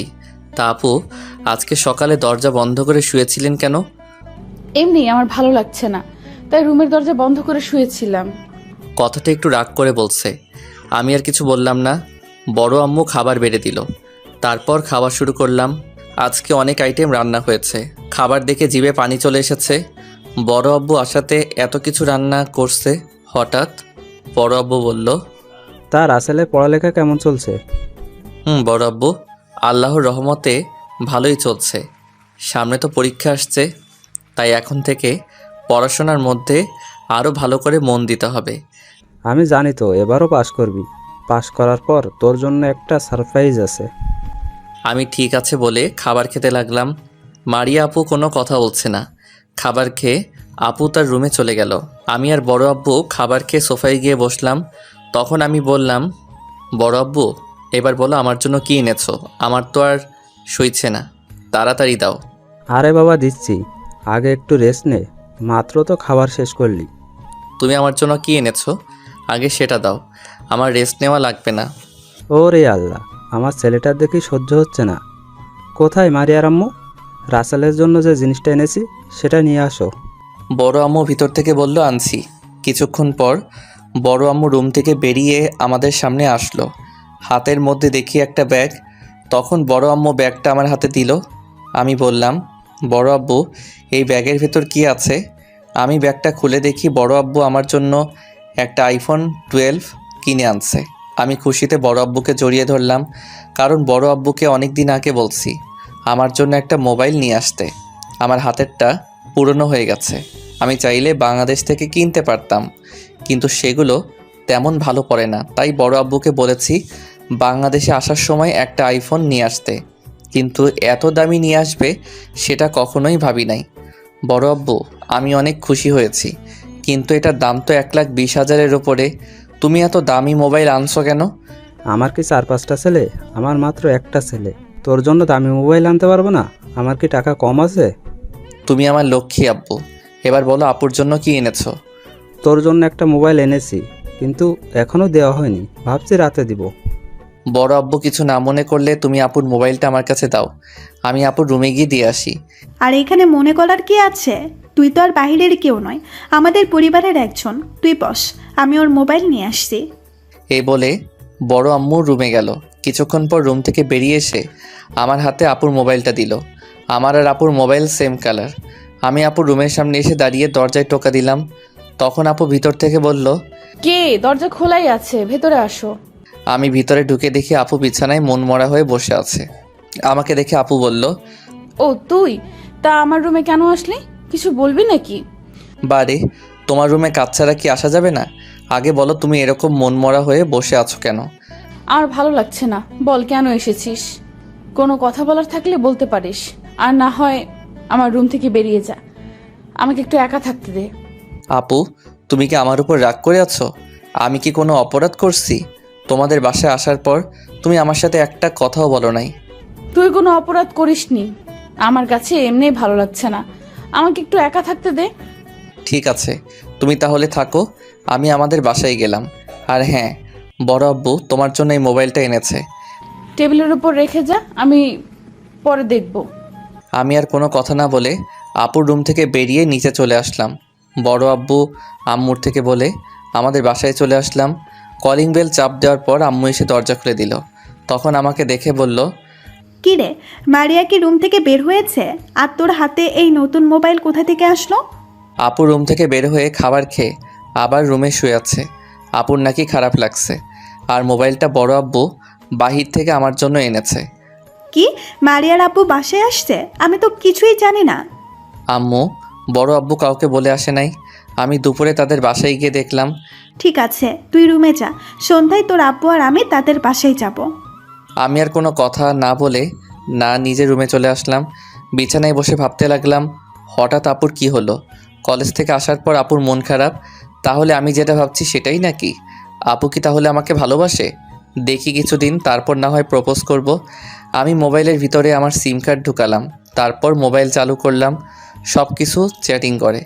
মোবাইলটা বালিশের পাশে রেখে একটা ঘুম দিলাম। দেখতে দেখতে কিছুদিন চলে গেছে। আপু এখন ঠিকমতো আমার সাথে কথা বলে না। আমি যদি বলতে যাই তাহলে এড়িয়ে চলে। আপুর এরকম কাজ আমার অনেক খারাপ লাগে। না, আমি আর থাকতে পারছি না। আপু এখন নীলার সাথেও তেমন কথা বলে না। কলেজে আসলে বেশিরভাগ রিয়ার সাথে সময় কাটায়। সকালে রেডি হয়ে কলেজে গেলাম। ও আপনাদের তো একটা কথা বলতে ভুলেই গেছি, আপু এখন একা একা কলেজে যায়। তাদের বাসায় গেলে নিজের রুমে গিয়ে দরজা বন্ধ করে দেয়। আমাকে পড়াবার কথা ছিল, কিন্তু ওই দিনের পর থেকে আমাকে পড়ার কথা বলে না। তো যাই হোক, কলেজের গেট দিয়ে ঢুকে যেটা দেখলাম সেটা দেখে মাথা খারাপ হয়ে গেল। এটা আমি কি দেখেছি? ভিতরে ঢুকে দেখি মারিয়া আপু একটা ছেলের সাথে দাঁড়িয়ে হেসে হেসে কথা বলছে। ছেলেটা কিছুদিন হয়েছে অন্য জায়গায় থেকে টিসি নিয়ে এই কলেজে মারিয়া আপুর সাথে ভর্তি হয়েছে। হঠাৎ পিছন থেকে নীলা আপু বলল, কিরে, এখানে দাঁড়িয়ে আছিস কেন? ক্লাসে যাবি না? আপু, আমি মারিয়া আপুকে হারিয়ে ফেললাম। সামনে দেখো, আপু ওই নতুন ছেলেটার সাথে কিভাবে হেসে হেসে কথা বলছে। তোকে আমি আগে বলেছি, যত তাড়াতাড়ি পারিস মারিয়াকে তোর মনের কথা খুলে বল। এখন দেখছিস নতুন ছেলেটার সাথে হেসে হেসে কথা বলছে। তোমার কি মনে হয় আপু, মারিয়া আপু কি ওই ছেলেটাকে ভালোবাসে? ওদের দেখে তো সেটাই মনে হচ্ছে। তুই এখন মারিয়ার আশা ছেড়েই দে। মারিয়া তার জীবনসঙ্গী পেয়ে গেছে। আচ্ছা আপু, আমি একটাবার আপুকে মনের কথা খুলে বলবো, দেখি আপু কি বলে। আমার মনে হয় না মারিয়া এখন আর তোকে ভালোবাসবে। তারপরেও একটা চেষ্টা করে দেখতে পারিস। ঠিক আছে, আজকে কলেজ ছুটি হওয়ার পর আপুকে আমার মনের কথা খুলে বলবো। বলে দেখ কি হয়। আমার মনে হয় তোকে মারিয়া অপমান করতে পারে। যা কিছু করবি ভেবে চিন্তে করবি। আমি এখন ক্লাসে গেলাম। এই কথা বলে নীলা আপু তার ক্লাসে চলে গেল। আমি আর দাঁড়িয়ে না থেকে ক্লাসে চলে আসলাম। আজকে আমি পিছনের সিটে গিয়ে বসলাম। মনটা পুরো খারাপ হয়ে গেল। আপু কি তাহলে ওই ছেলেটাকে ভালোবাসে? যদি তাই হয় তাহলে আমি মরেই যাব। না না, এটা আমি কখনো হতে দিব না। মারিয়া শুধু আমার, তাকে আমি অন্য কারোর সাথে সহ্য করতে পারবো না। কিছুক্ষণ পর রাফি ক্লাসে এসে দেখে আমি পিছনের একটা সিটে বসে আছি। তখন রাফি পিছনে এসে আমার সাথে বসলো। তারপর রাফি বলল, কী রে, আজকে সামনে না বসে পিছনে এসে বসলি কেন? এমনি আজকে সামনে বসতে ভালো লাগছে না, তাই পিছনে এসে বসলাম। তোর চেহারা বলে দিচ্ছে তোর কিছু একটা হয়েছে। আমাকে বল, তোর কি হয়েছে? আজকে কলেজে আসার পর দেখলাম মারিয়া আপু ওই নতুন ছেলেটার সাথে হেসে হেসে কথা বলছে। তাই দেখে মনটা খারাপ হয়ে গেল। আমার মনে হয় তারা হয়তো বন্ধু, তাই হয়তো হেসে হেসে কথা বলছে। এখানে মন খারাপের কি আছে? আমার কাছে তাদেরকে বন্ধুর মতো লাগছে না। আমি আগে কয়দিন দেখছি আপু ওই ছেলেটার সাথে বসে কথা বলতে, আজকে দেখি দুজনে হাত ধরে হেসে হেসে কথা বলছে। তাহলে এবার তুই মারিয়া আপুকে তোর মনের কথা খুলে বল। যদি মানা করে তাহলে বুঝবো আপুর ওই ছেলেটার সাথে লাইন আছে। এটা আমি কখনো মানতে পারবো না। যদি আপু ওই ছেলেকে ভালোবাসে তাহলে আমি নিজেকে শেষ করে দিব। আমি এতদিন অনেক কষ্ট পেয়েছি। আপু আমাকে এড়িয়ে চলে, আমার সাথে ঠিকভাবে কথা বলে না, রাতে ঘুমাতে পারি না। আগে তোর মনের কথা খুলে বল, তারপর দেখ কি হয়। ঠিক আছে। কিছুক্ষণ পর স্যার ক্লাসে ঢুকলো, তারপর পড়া শুরু করলো। হঠাৎ স্যার আমাকে আর রাফিকে পিছনের সিটে দেখে বলল, কি ব্যাপার রাসেল আর রাফি, তোমরা আজকে পিছনের সিটে গিয়ে বসলে কেন? আসলে স্যার সবসময় তো সামনে বসি, তাই ভাবলাম আজকে দুই বন্ধু পিছনে বসি। তোমরা হচ্ছে এই কলেজের মেধাবী ছাত্র, তোমাদের পিছনের সিটে মানায় না, তোমরা সামনে এসে বসো। কি আর করার, স্যার আমাকে আর রাফিকে অনেক ভালোবাসে, কারণ এই কলেজে সব সময় আমি আর রাফি পাস হই। আমি আর রাফি পিছন থেকে সামনের সিটে গিয়ে বসলাম। তারপর সব ক্লাস শেষ করে বাহিরে আসলাম। রাফি আর আমি মারিয়া আপুর জন্য অপেক্ষা করতে লাগলাম। কিছুক্ষণ পর দেখি আপু এবং সাথে রিয়া, নীলা, আবার ওই ছেলেটাও আছে। তারা বাহিরে আসছে। ওরা আমাদের সামনে আসার পর রাফি এবং রিয়া চলে গেল। নীলা আপু হাতের ইশারায় বলল মারিয়া আপুকে মনের কথা খুলে বলতে। আমি আপুর সামনে গিয়ে বললাম, আপু তোমার সাথে আমার কিছু কথা আছে, প্লিজ তুমি না করো না। ঠিক আছে, তাড়াতাড়ি বল, আমার হাতে সময় নেই। আজকে আকাশকে নিয়ে ঘুরতে যাব। আকাশ হচ্ছে নতুন ছেলেটার নাম। ঘুরতে যাওয়ার কথা শুনে মনটা খারাপ হয়ে গেল। তারপরেও আমি বললাম, ওনার সাথে ঘুরতে কোথায় যাবে? আমাকে সাথে করে নাও, আমিও তোমাদের সাথে ঘুরতে যাব। আমাদের সাথে তুই যেতে পারবি না, আমরা দুজন দুজনকে ভালোবাসি, তাই ভাবলাম দুজনে আজকে ঘুরতে যাব। তুই কি কথা বলবি, তাড়াতাড়ি বল। তাহলে তুমি একটু সাইডে আসবে, ওনার সামনে বলতে পারবো না। তখন আপু কি জানি চিন্তা করে আমার সাথে একটু সাইডে আসলো। আপু বলল, এবার বল কি বলবি, বেশি দেরি হলে আকাশ রাগ করবে। আপু তুমি আমাকে এড়িয়ে চলো কেন? আমার সাথে ঠিকভাবে কথা বলো না কেন? আগের মতো আমার কেয়ার করো না? আমি কি কোনো অপরাধ করছি যার কারণে তুমি আমার সাথে এরকম করছো? তুই আমাকে এই কথা বলার জন্য সাইডে নিয়ে আসলি? তখন তোর পাশে কেউ ছিল না, তাই তোর এত খেয়াল রাখছি, কিন্তু এখন তো তোর জীবন সাথী পেয়ে গেছিস, তাই এখনো তোর খেয়াল রাখবে? আমাকে আর দরকার নেই। বিশ্বাস করো আপু, আমি তোমাকে অনেক ভালোবাসি। আমার আর নীলা আপুর মধ্যে কিছু নেই। আমি আর নীলা আপু এতদিন অভিনয় করছি, দেখতে চেয়েছি তুমি আমাকে ভালোবাসো নাকি। তোমার মুখ থেকে ভালোবাসার কথা বের করার জন্য আমি নীলা আপুর সাথে কথা বলে এই প্ল্যান করি। তুই আমার মুখ থেকে ভালোবাসার কথা বের করার জন্য এই প্ল্যান করছিস? আরে আমি তো তোকে ভালোই বাসি না, তাহলে ভালোবাসার কথা বের হবে কেমন করে? আমি জানি তুমি আমার সাথে মিথ্যা কথা বলছো, তুমিও আমাকে ভালোবাসো, তাহলে কেন নিজেকে প্রথম প্রথম এত কষ্ট দিচ্ছ? কোথায় আমি নিজেকে কষ্ট দিছি? আমি কখনো তোর জন্য নিজে কষ্ট পাইনি।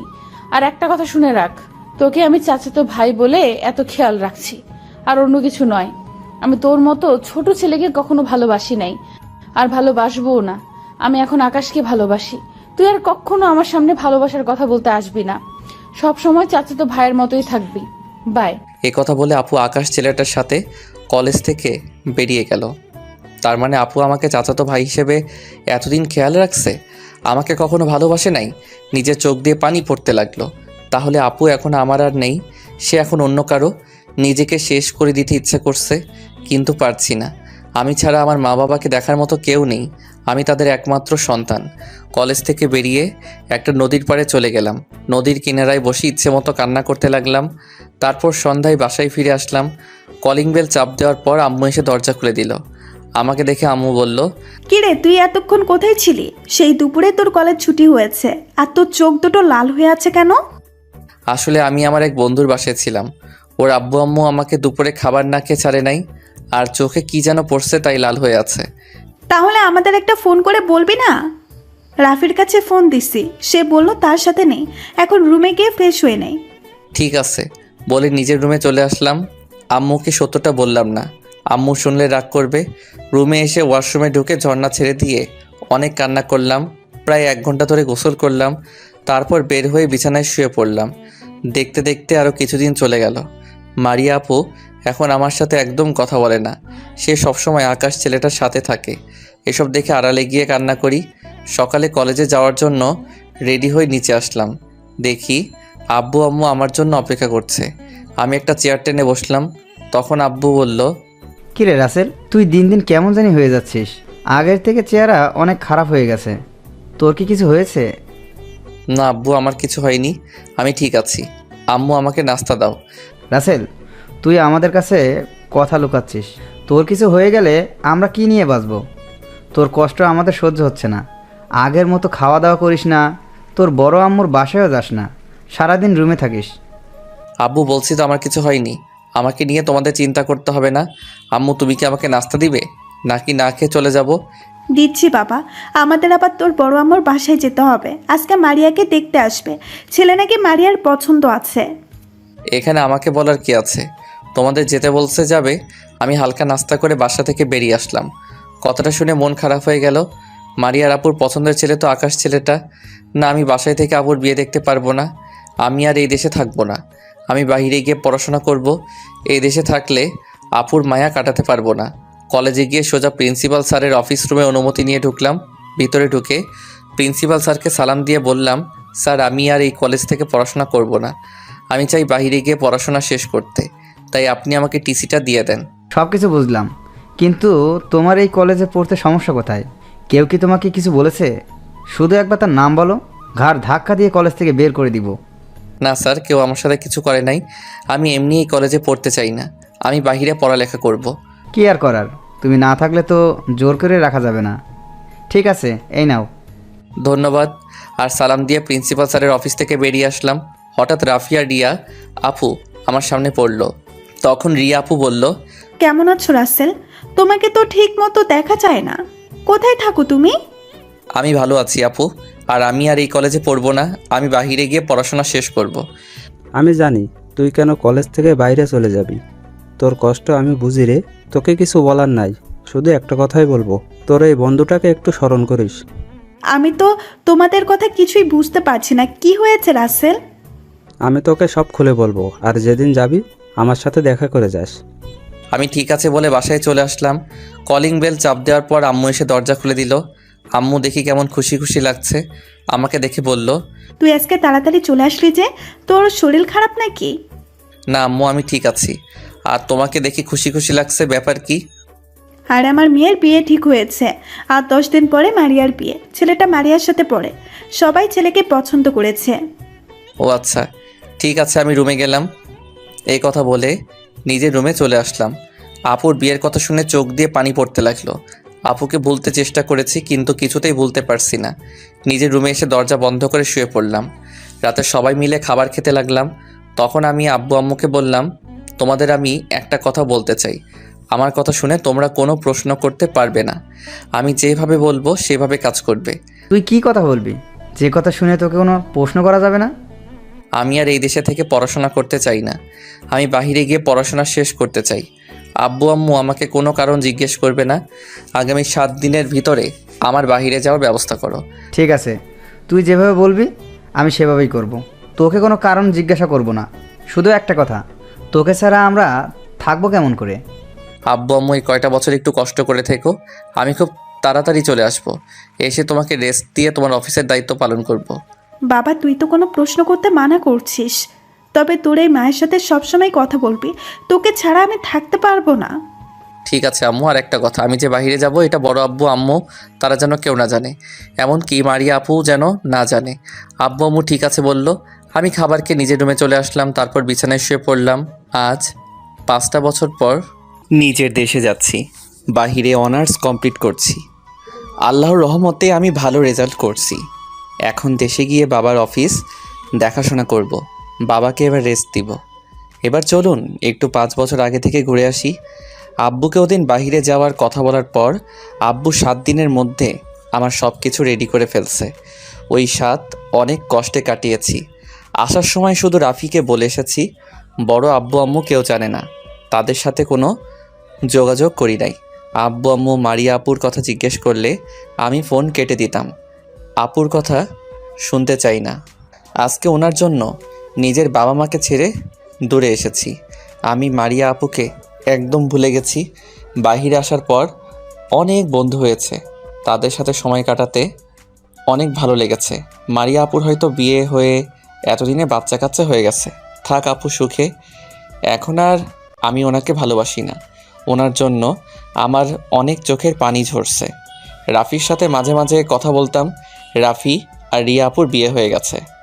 রাফি ও মারিয়াপুর কথা বলতে গেলে আমি ফোন রেখে দিতাম।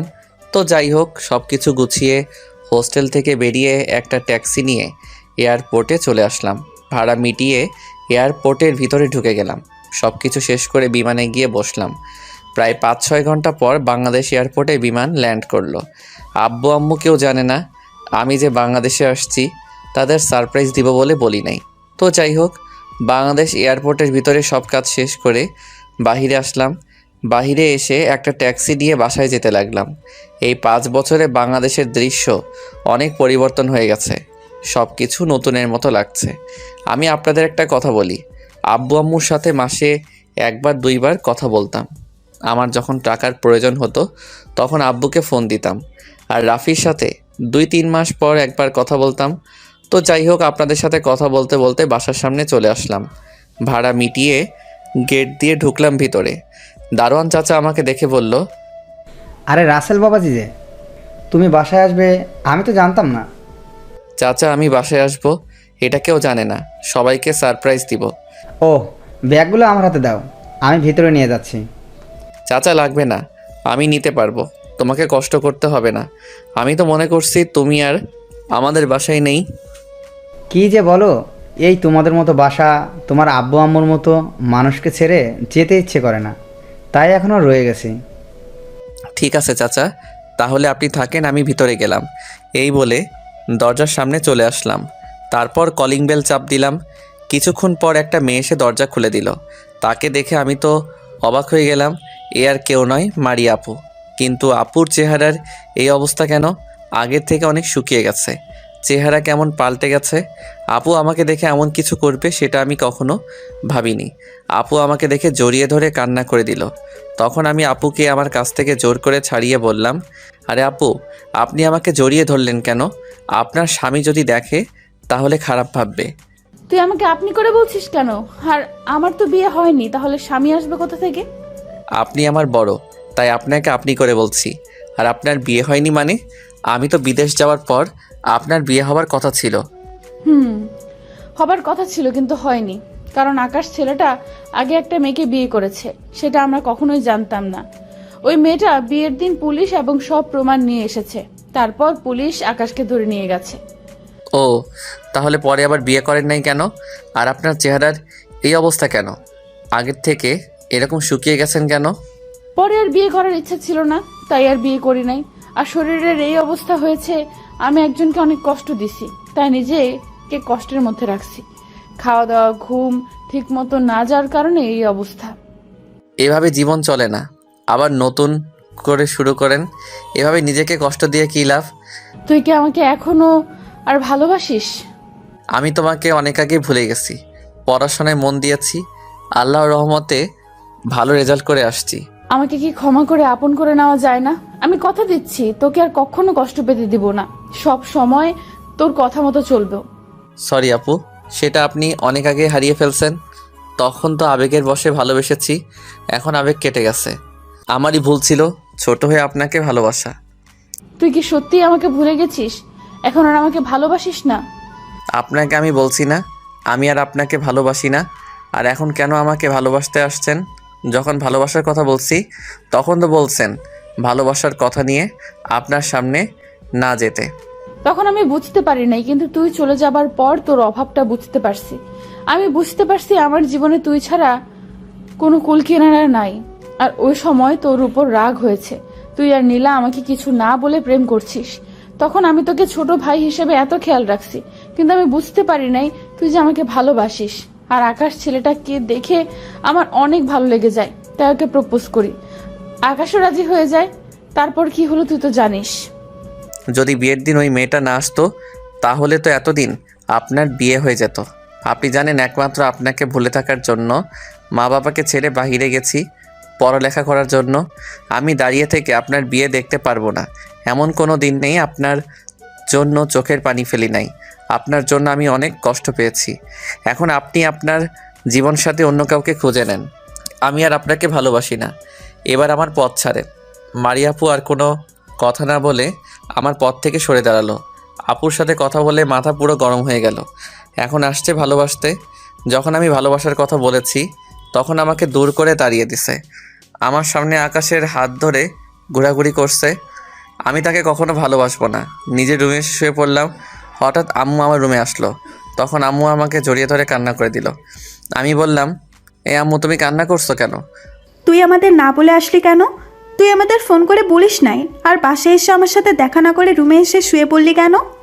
তোমার সাথে দেখা করতাম, কিন্তু একজনকে দেখে মাথা গরম হয়ে যায়, তাই রুমে এসে শুয়ে পড়লাম। তুই কার কথা বলছিস? বাসায় তো আমি, মারিয়া আর তোর আব্বু ছাড়া কেউ থাকি না। আমি মারিয়াপুর কথা বলছি। উনি আমাদের বাসায় কেন? ও, বুঝেছি। বাবা, তুই মারিয়াকে ক্ষমা করে দে। মেয়েটা তখন বুঝতে পারে নাই, মারিয়া আমাদের সব কিছু খুলে বলছে। আমি কখনো ওনাকে ক্ষমা করব না। ওনার কারণে তোমাদেরকে ছেড়ে বাহিরে চলে গেছি। যতদিন দেশে ছিলাম আমার চোখ দিয়ে শুধু পানি ঝরছে। তোমাদের বলি নাই কষ্ট পাবে বলে, তাই নিজের কষ্ট বুকে চেপে বাহিরে গেছি। তুই চলে যাবার পরে মেয়েটা অনেক কষ্ট পাইছে। এখন সব সময় আমার সাথে থাকে, ওদের বাসায় তেমন চায় না। যদি দেখিসনি মেয়েটা আগের থেকে কেমন হয়ে গেছে। ওসব কথা বাদ দাও, এখন বলো আব্বু কোথায়? তোর আপু তো অফিসে আছে, আমি ফোন দিয়ে বলছি কিছুক্ষণের মধ্যেই চলে আসবে। ঠিক আছে, আমি ফ্রেশ হচ্ছি। তুমি আমার জন্য খাবার রেডি করো, আজকে তোমার হাতে খাবার খাবো। আম্মু ঠিক আছে বলে রুম থেকে বেরিয়ে গেল। আমি আর শুয়ে না থেকে ওয়াশরুমে চলে আসলাম। গোসল করে একটা জামা গায়ে দিয়ে নিচে নেমে আসলাম। নিচে এসে দেখি মারিয়া আপু টেবিলে খাবার সাজিয়ে রাখছে। আমি একটা চেয়ার টেনে বসলাম। আম্মু একটা প্লেটে খাবার নিয়ে আমার পাশে বসে আমাকে খাইয়ে দিতে লাগলো। খাওয়া দাওয়া শেষ, নিজের রুমে চলে আসলাম। আপু মাথা নিচু করে খাবার খাচ্ছে। আমি একবার ওনার দিকে তাকিয়েছিলাম। রুমে এসে আমার পুরনো সিম কার্ডটা মোবাইলে ঢোকালাম। হঠাৎ দেখি আব্বু আমার রুমে আসলো। আমার পাশে বসে বলল, কিরে কেমন আছিস? আর আমাদের না বলে আসলি কেন? আমাকে ফোন করে বলতি, তাহলে এয়ারপোর্টে গাড়ি পাঠিয়ে দিতাম। বলিনি তোমাদের সারপ্রাইজ দিব বলে। আর আমি আলহামদুলিল্লাহ ভালো আছি। তুমি কেমন আছো? আলহামদুলিল্লাহ আমিও ভালো আছি। তো এখন কি করবি? পড়ালেখা আর করবি নাকি অফিস দেখাশোনা করবি? আব্বু আমি আর পড়াশোনা করব না, এখন থেকে তোমাকে রেস্ট দিয়ে অফিস দেখাশোনা করব। তবে আমি কিছুদিন ঘোরাঘুরি করব, তারপর অফিসে যাব। ঠিক আছে, তুই যেটা ভালো মনে করিস। আমি নিচে গেলাম, তুই কিছুক্ষণ রেস্ট নে। এই বলে আবু রুম থেকে বেরিয়ে গেল। আমি কিছুক্ষণ মোবাইল টিপে ঘুমিয়ে পড়লাম। বিকালে ঘুম থেকে উঠে ফ্রেশ হয়ে একটা জামা গায়ে দিয়ে নিচে এসে আম্মুকে বললাম, আম্মু আমি একটু বাহিরে যাচ্ছি, রাফির সাথে দেখা করব। ঠিক আছে যা, তবে তার আগে তোর বড় আম্মুর সাথে দেখা করে যাস। তোর উপরে রাগ করে আছে, তুই বাইরে চলে যাবার পরে অনেক কান্না করছে। তুই তাকে বলে যাসনি কেন? আচ্ছা ঠিক আছে, তাহলে আগে বড় আম্মুর সাথে দেখা করে তারপরে রাফির কাছে যাব। বড় আব্বু কি বাহিরে? তোর বড় আপু কিছুদিনের ভেতরে আসবে। ঠিক আছে বলে বাসা থেকে বেরিয়ে আসলাম, কিন্তু আপুকে দেখলাম না। হয়তো তাদের বাসায় আছে। আমি বাসা থেকে বেরিয়ে বড় আম্মুর বাসার ভিতরে গেলাম। দরজার সামনে দাঁড়িয়ে কলিং বেল চাপ দিলাম। কিছুক্ষণ পর মারিয়া আপু এসে দরজা খুলে দিল। আমি কোনো কথা না বলে ভিতরে ঢুকে গেলাম। ভিতরে ঢুকে দেখি বড় আম্মু সোফায় বসে কফি খাচ্ছে। আমি সোজা গিয়ে আম্মুর কোলে মাথা দিয়ে শুয়ে পড়লাম। তখন আমি বললাম, বড় আম্মু তুমি কেমন আছো? আমার উপর বুঝি রাগ করে আছো? প্লিজ বড় আম্মু, আমাকে তুমি মাফ করে দাও, আর কখনো তোমাকে না বলে কোথাও যাব না। প্লিজ প্লিজ প্লিজ আম্মু। আমি কারো বড় আম্মু নয়। যদি কারো বড় আম্মু হতাম তাহলে আমাকে ভুলে থাকতে পারতো না। আমার সাথে যোগাযোগ পর্যন্ত করে নাই, আমার কাছে না বলে চলে গেল। আমি কারো বড় আম্মু না। বুঝেছি, বড় আম্মু আমার উপর অভিমান করে আছে, তাই বড় আম্মুকে বললাম ঠিক আছে, তুমি যদি আমাকে মাফ না করো তাহলে আর কোনোদিন তোমার বাসায় আসবো না। আমি এখনই তোমার বাসা থেকে চলে যাচ্ছি। এ বলে যেই না উঠতে যাব, ঠিক তখনই বড় আম্মু আমাকে জড়িয়ে ধরে কান্না করে বলতে লাগলো, তুই কেমন করে পারলি তোর এই বড় আম্মুকে ভুলে থাকতে? আমাকে না বলে কেন বাহিরে গেলি? মারিয়া তোর সাথে অপরাধ করছে, তাই বলে তোর এই মাকে ভুলে যাবি? তুই জানিস না তোর এই বড় আম্মু তোকে না দেখলে থাকতে পারে না? তুই জানিস তোর জন্য আমি অনেক কান্না করছি, তুই একটাবার ফোন দিয়ে আমার খবর নিলি না? আমি বড় আম্মুর চোখের পানি মুছে দিয়ে বললাম, বড় আম্মু প্লিজ তুমি কান্না করো না, আমি আর এমন ভুল করব না। এখন থেকে তুমি যা বলবে আমি তাই করব, তোমাকে ছেড়ে কোথাও যাব না, প্লিজ আম্মু। ঠিক আছে, এবারের মতো তোকে মাফ করে দিচ্ছি। আর যদি কখনো এমন করিস তাহলে তোর এই মাকে হারিয়ে ফেলবি। তুই জানিস না তোকে আমি নিজের ছেলে মনে করি। সেটা জানি তো আম্মু। ঠিক আছে বড় আম্মু, তুমি তাহলে থাকো, আমি রাফির সাথে গিয়ে দেখা করে আসি। কাউকে বলি নাই যে আমি দেশে আসব। ঠিক আছে, তবে রাতে আমাদের বাসায় খাবি। আজকে তোকে আমি নিজ হাতে খাইয়ে দিব, তোর পছন্দের জিনিস রান্না করব। ওকে বড় আম্মু, এখন আমি আসি, রাতে আসব। বলে বড় আম্মুর কপালে একটা চুমু দিয়ে বাসা থেকে বেরিয়ে আসলাম। বাসা থেকে বেরিয়ে কলেজের সামনে চলে আসলাম। রাফিদের বাসায় যাইনি, কলেজের পাশে মামার দোকানটা এখনও আছে। মামার দোকানে বসে রাফিকে ফোন দিতে যাব, হঠাৎ দেখি রাফির মতো দেখতে একটা ছেলে আর একটা মেয়ে রিকশায় করে কোথায় যাচ্ছে। আমি শিওর হওয়ার জন্য রাফি বলে ডাক দিলাম। সাথে সাথে রাফি আমার দিকে তাকালো। তাহলে ঠিকই ধরেছি, এটা তাহলে রাফি, সাথে মনে হয় রিয়া আপু। আমার ডাকে রাফি আর ওই মেয়েটা রিকশা থেকে নেমে আমার সামনে আসলো। রাফি আমার সামনে এসে জড়িয়ে ধরলো। তখন আমি বললাম, কিরে কেমন আছিস? আর উনি কি আমাদের রিয়া আপু নাকি? আমি এতদিন ভালো ছিলাম না, আজকে তোকে দেখে ভালো লাগছে। তা বলা নাই কওয়া নাই, হঠাৎ দেশে আসলি, আমাকে তো একটাবার ফোন করে বলিসনি।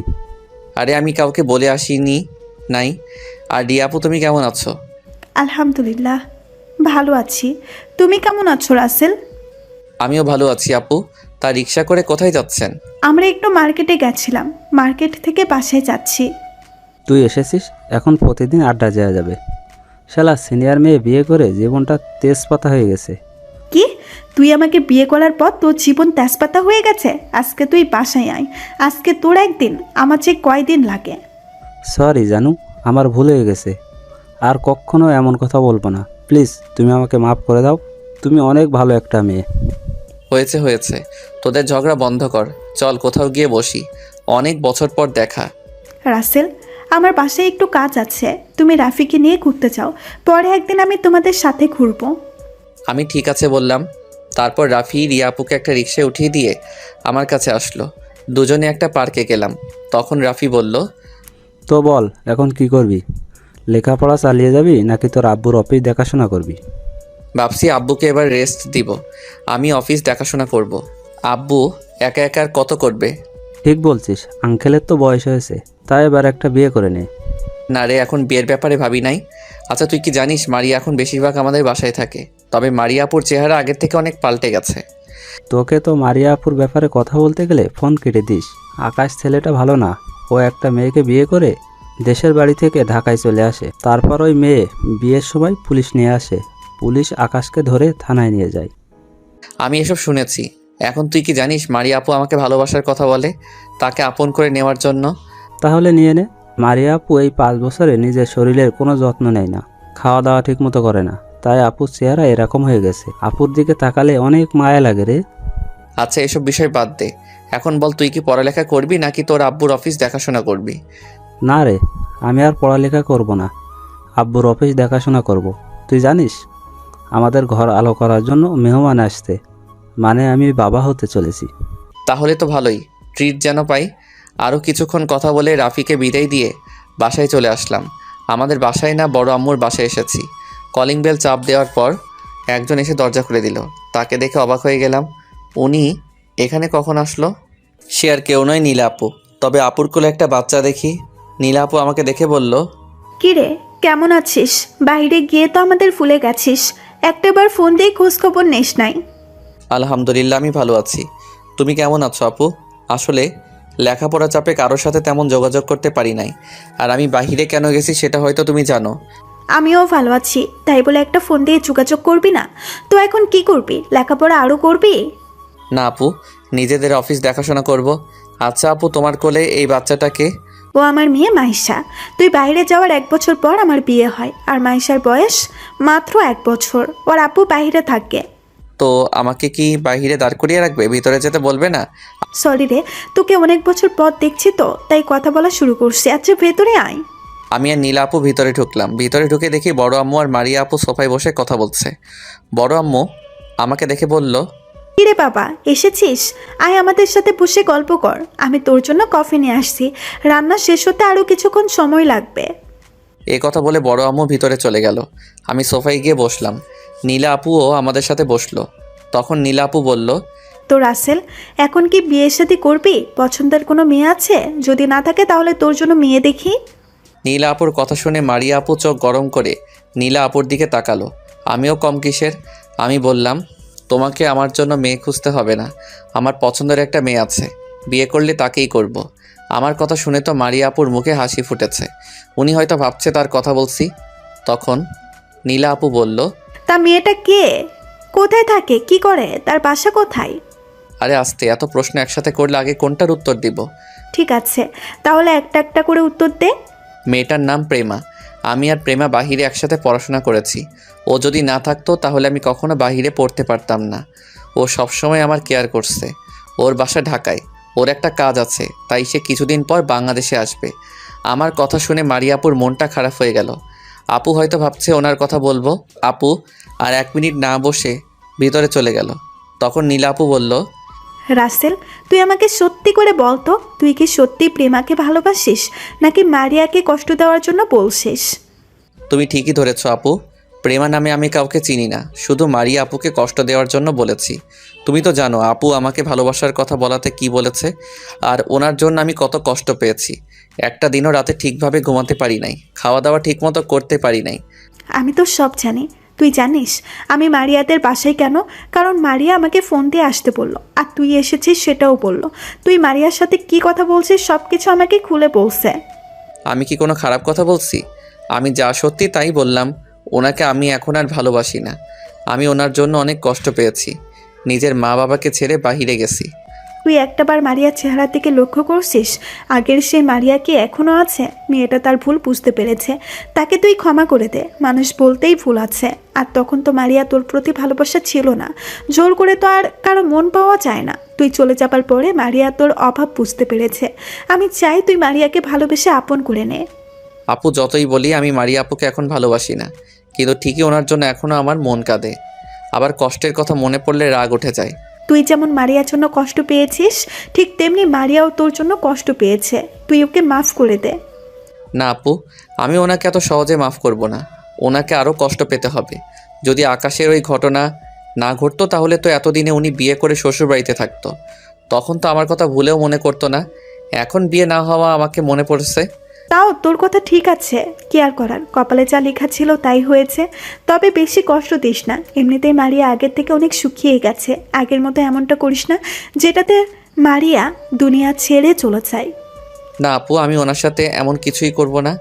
ওনাকে আমি আগে বিয়ে করব, বিয়ের পর একটু জ্বালাবো, তারপর আপন করে নিব। কথা বলতে বলতে বড় আম্মু এসে খাবার খাওয়ার জন্য ডেকে গেছে। এর আগে আমাদের দুজনকে বড় আম্মু কফি দিয়ে গেছে। আমি ওয়াশরুমে ঢুকে ফ্রেশ হয়ে খাবার টেবিলের সামনে আসলাম। টেবিলের উপর তাকিয়ে তো পুরো অবাক হয়ে গেলাম। সবগুলো আমার প্রিয় খাবার রান্না করছে। যেই না আমি প্লেট নিতে যাব ঠিক তখনই বড় আম্মু বলল, ওই রাসেল, তুই প্লেট নিচ্ছিস কেন? তোকে না বলছি আজকে রাতে আমি তোকে নিজ হাতে খাইয়ে দিব? সরি বড় আম্মু, আমার মনে ছিল না, খাবার দেখে সব কিছু ভুলে গেছি। এখন আমাকে তাড়াতাড়ি খাইয়ে দাও, আমার তো আর তর্স হইছে না। তারপর বড় আম্মু প্লেটে খাবার নিয়ে আমাকে খাইয়ে দিতে লাগলো। কিছুক্ষণ পর দেখি নীলা আপু আর মারিয়া আপু আসলো। মারিয়া আপু আমার পাশে একটা চেয়ার টেনে বসলো, আর নীলা আপু এটা দেখে মুচকি মুচকি হাসতে লাগলো। আমি আর ওদের দিকে না তাকিয়ে বড় আম্মুর হাতে খাবার খেতে লাগলাম। খাওয়া দাওয়া শেষ করে সোফায় গিয়ে বসলাম। আজকে অনেক বছর পর বড় আম্মুর হাতে খাবার খেয়েছি, পেটটা পুরো ফুল হয়ে গেছে। তারপর বড় আম্মু এবং নীলা আপুকে বলে আমাদের বাসায় চলে আসলাম। নীলা আপু কালকে বাসায় চলে যাবে। আজকে বেশি রাত হবার কারণে যাই নাই। বাসায় এসে কলিং বেল চাপ দিলাম। কিছুক্ষণ পর আম্মু এসে দরজা খুলে দিল। তখন আম্মু বলল, কি রে, এতক্ষণ কোথায় ছিলি? তোর বড় আম্মুর সাথে দেখা করছিস? বিকালে বড় আম্মুর সাথে দেখা করছি। আমার উপর অনেক অভিমান করেছিল, কিন্তু বেশিক্ষণ অভিমান করে থাকতে পারলো না। বড় আম্মুর সাথে দেখা করে রাফির সাথে দেখা করছি। রাতে বড় আম্মুর আমাকে নিজাতে খাইয়ে দিছে। এতক্ষণ বড় আম্মুর বাসায় ছিলাম। ঠিক আছে, এখন ভেতরে আয়।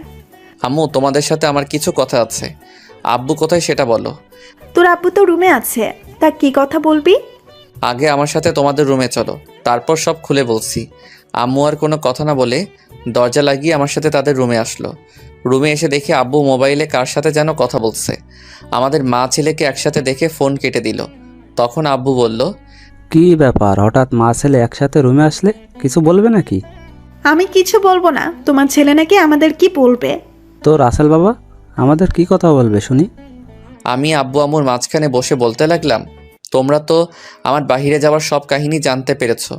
এখন বলছি কি, তোমরা বড় আব্বু আম্মুর সাথে কথা বলে আমার আর মারিয়া আপুর বিয়ের কথাবার্তা বলবে। তবে এটা যে আমি বলছি তারা কেউ যেন জানতে না পারে। তোর কথা শুনে আমি অনেক খুশি হয়েছি। মেয়েটা তোর চিন্তায় কেমন যেন হয়ে গেছে। আমি আর তোর আম্মু কালকে তোর বড় আব্বু আম্মুর সাথে কথা বলে তোদের বিয়ে ঠিক করব। ঠিক আছে, আর বিয়ে কিন্তু বড় করে অনুষ্ঠান করবে, তোমাদের একমাত্র ছেলে বলে কথা। এটা কি তোকে বলতে হবে? সব আত্মীয় স্বজনদের দাওয়াত দেওয়া হবে, তুই চিন্তা করিস না। তাহলে এই কথা থাকলো। আমি আমার রুমে গেলাম বলে আব্বু আম্মুর রুম থেকে বেরিয়ে না নিজের রুমে চলে আসলাম। রুমে এসে বিছানায় শুয়ে কিছুক্ষণ মোবাইল টিপে ঘুমিয়ে পড়লাম। দেখতে দেখতে আজ 15 দিন পরে আমাদের বিয়েটা হয়ে গেল। বিয়েতে সব আত্মীয় স্বজন এসেছে। অনেক ধুমধাম করে বিয়েটা হয়ে গেল। বড় আব্বু বিয়ের 5 দিন আগে বাহির থেকে চলে এসেছে। বিয়েতে রাফি এবং রিয়া, নীলাপু এবং তার পরিবারও এসেছে। নীলাপুর জামাই আসতে পারে নাই, ওনার নাকি কাজের অনেক চাপ। তো যাই হোক, রাফি আর আমি ছাদের উপরে বসে কথা বলছি। কিছুক্ষণ পর আম্মু ছাদে এসে বলল, কি রে, তুই ছাদের উপরে বসে আছিস কেন? আমার মেয়েটা সেই কখন থেকে রুমে একা একা। আন্টি আপনি যান, আমি রাসেলকে নিয়ে আসছি। আম্মু আর কোনো কথা না বলে নিচে চলে গেল। তখন রাফি বলল, অনেক কথা হয়েছে, এবার চলেন বাসর ঘরে। আপনাকে তো বিড়ালটা মারতে হবে। আমি এত তাড়াতাড়ি বিড়াল মারবো না, কিছুদিন বিড়ালটাকে একটু কষ্ট দিব, তারপর ওকে মারবো। তবে বেশি কষ্ট দিলে কিন্তু হারিয়ে যেতে পারে, তখন তুই কি করবি? আমি তাকে হারিয়ে যেতে দিলে তো আমি মারিয়াকে কখনো হারিয়ে যেতে দিব না। ঠিক আছে, এখন চল নিচে যাই। আপু একা একা রুমে বসে আছে। ঠিক আছে চলো। তারপর আমি আর রাফি ছাদ থেকে নিচে নেমে আসলাম। রুমের সামনে আসার পর নীলা আপু আটকালো। তখন নীলা আপু বলল, এত সহজে তো ভেতরে যেতে দিব না, আমাদের পাওনা দিয়ে তারপরে ভেতরে যাবে। তাই নাকি আপু? তা রাফি, তুই বাসর ঘরে ঢোকার সময় কত টাকা দিয়ে ঢুকছিস? আমার কথা বলিস না, পুরো 10,000 টাকা নিছে। আমার অনেক কষ্টের টাকা, কিন্তু পরে আমার সিনিয়র বউর কাছ থেকে টাকাগুলো উদ্ধার করছি, তাকে ভালিয়ে ভুলিয়ে। ও তাই? তা আপু, তোমাকে কত টাকা দিতে হবে? আমি কিন্তু গরিব মানুষ, আমার কাছে বেশি টাকা নেই। ঠিক আছে, তুমি যেহেতু গরিব মানুষ, তাহলে তুমি 50,000 দিলেই চলবে। বেশি কথা বললে আরও বেশি দিতে হবে। আল্লাহ গো, তুমি দড়ি ফেলাও, আমি উপরে উঠে যাই। এখানে তো আমাকে মারার কথা বলছে, আমি এত টাকা দিতে পারবো না। আরও কিছু টাকা কমাও, তুমি গরিব ছেলেটাকে এভাবে মারতে পারো না। ঠিক আছে, 10,000 কম, 40,000 টাকা দাও। এর থেকে নিচে নামতে পারবো না। তুমি জানো এখন করোনার কারণে সব জিনিসের দাম অনেক, তাই কথা না বাড়িয়ে টাকা দাও। কি আর করার, পকেট থেকে 20,000 টাকা বের করলাম। তারপর আপুকে বললাম, নীলা আপু, আমি ভিতরে যাওয়ার পর টাকাগুলো গুনবে। এর আগে গুনলে আমি কিন্তু টাকা দিব না, দরকার হয় বাসর করব না। নীলা আপু কী জানি চিন্তা করে বলল, ঠিক আছে। তারপর আমি নীলাপুর হাতে টাকাগুলো দিয়ে ভিতরে ঢুকে দরজা লাগিয়ে দিলাম। তারপর দরজায় কান পেতে শুনতে লাগলাম আপু কি বলে। নীলা আপু বাহিরে থেকে আমার 14 গোষ্ঠী উদ্ধার করছে। আল্লাহ, অনেক বড় বিপদ থেকে 40,000-এর জায়গায় 20,000 দিয়ে বেঁচে আসলাম। তো যাই হোক, আমি ভিতরে ঢুকে দেখি মারিয়া আপু বিছানার উপর বসে আছে। আমি সামনে এগিয়ে যেতে লাগলাম। মনের ভিতরে কেমন ভয় কাজ করছে, তারপরেও বুকে সাহস নিয়ে সামনে এগিয়ে যেতে লাগলাম। বিছানার কাছে আসার পর মারিয়া আপু খাট থেকে নেমে আমার পা ধরে সালাম করতে আসলে আমি সরে যাই। তখন মারিয়া বলল, কি ব্যাপার রাসেল, তুমি সরে গেলে কেন? বাসর রাতে স্বামীর পা ধরে সালাম করা এটা নিয়ম। আমি তো আপনাকে স্ত্রী হিসেবে মানি না, একমাত্র বাবা মার কথার কারণে এই বিয়েতে রাজি হলাম। তা না হলে আমার প্রেমাকে বিয়ে করতাম। তাই নাকি মিস্টার রাসেল? তুমি একটু সোজা হয়ে দাঁড়াও, তোমার জন্য একটা সারপ্রাইজ আছে। এই বলে মারিয়া আপু যেটা বের করলো সেটা দেখে তো আমি ভয় পেয়ে গেলাম। আরে আপনারা বুঝতে পারছেন না, মারিয়া আপু খাটের নিচে একটা বড় লাঠি বের করছে। তখন আমি আপুকে বললাম, আপনি লাঠি কোথায় পেলেন? আর এটা নিয়ে আমার সামনে আসলেন কেন? কুত্তা, বিলাই, ছাগল, গরু, হারামি, 5 বছর কষ্ট দিয়ে তোর মন ভরে নাই? নাকি আমি মরে গেলে তোর মন ভরবে? তুই আমার চেহারা দেখছিস? তোর জন্য কি হয়ে গেছি আমি? তুই কি মনে করছিস আমি কিছুই জানি না? তোর আম্মু এবং নীলা আমাকে সব খুলে বলেছে। আমি মনে মনে ওদের 14 গোষ্ঠী উদ্ধার করলাম। শালার মেয়েরা পেটের ভিতর কথা রাখতে পারে না, সব কথা মুখ থেকে বের করে ফেলে। তখন মারিয়া আপু লাঠি ফেলে দিয়ে আবার কান্না করে বলতে লাগলো, আমি তো বলছি আমার ভুল হয়ে গেছে, তুই আমাকে ক্ষমা করে দে। আমি তখন তোর ভালোবাসা বুঝতে পারি নাই। তুই আমাকে আগে বলতি, তখন আমি ভেবে দেখতাম। কিন্তু আমি যখন অন্য একটা ছেলেকে ভালোবাসলাম, তখন তুই আমাকে ভালোবাসার কথা বললি। তাহলে তুই বল, নিজের ভালোবাসার মানুষকে ছেড়ে তোকে ভালোবাসি কেমন করে? তাহলে পরে আমাকে ভালোবাসলেন কেন? আপনি তো বলছেন আপনার সামনে কখনো ভালোবাসার কথা নিয়ে না আসতে। আমি কি জানতাম আকাশ ছেলেটা এত খারাপ? জানলে কখনোই তাকে ভালোবাসতাম না। যখন আমার বিয়ে ভেঙে যায় তখন অনেক মন খারাপ হয়ে যায়। আস্তে আস্তে তোর জন্য কেমন খারাপ লাগছে, তারপর বুঝতে পারলাম আমি তোকে ভালোবেসে ফেলেছি। আমি হীরের টুকরো হারিয়ে ফেলেছি। প্লিজ তুই আমাকে ক্ষমা করে আপন করে নে। আর যদি তোর শাস্তি দিতে মন চায় তাহলে আমাকে তুই মেরে ফেল। আমি আর থাকতে পারছি না তোকে ছাড়া। আমি কি বলবো ভেবে পাচ্ছি না। পরে চিন্তা করলাম মারিয়া তো ঠিকই বলেছে, নিজের ভালোবাসার মানুষ ছেড়ে আমার কাছে কিভাবে আসে। আর আমারই ভুল ছিল।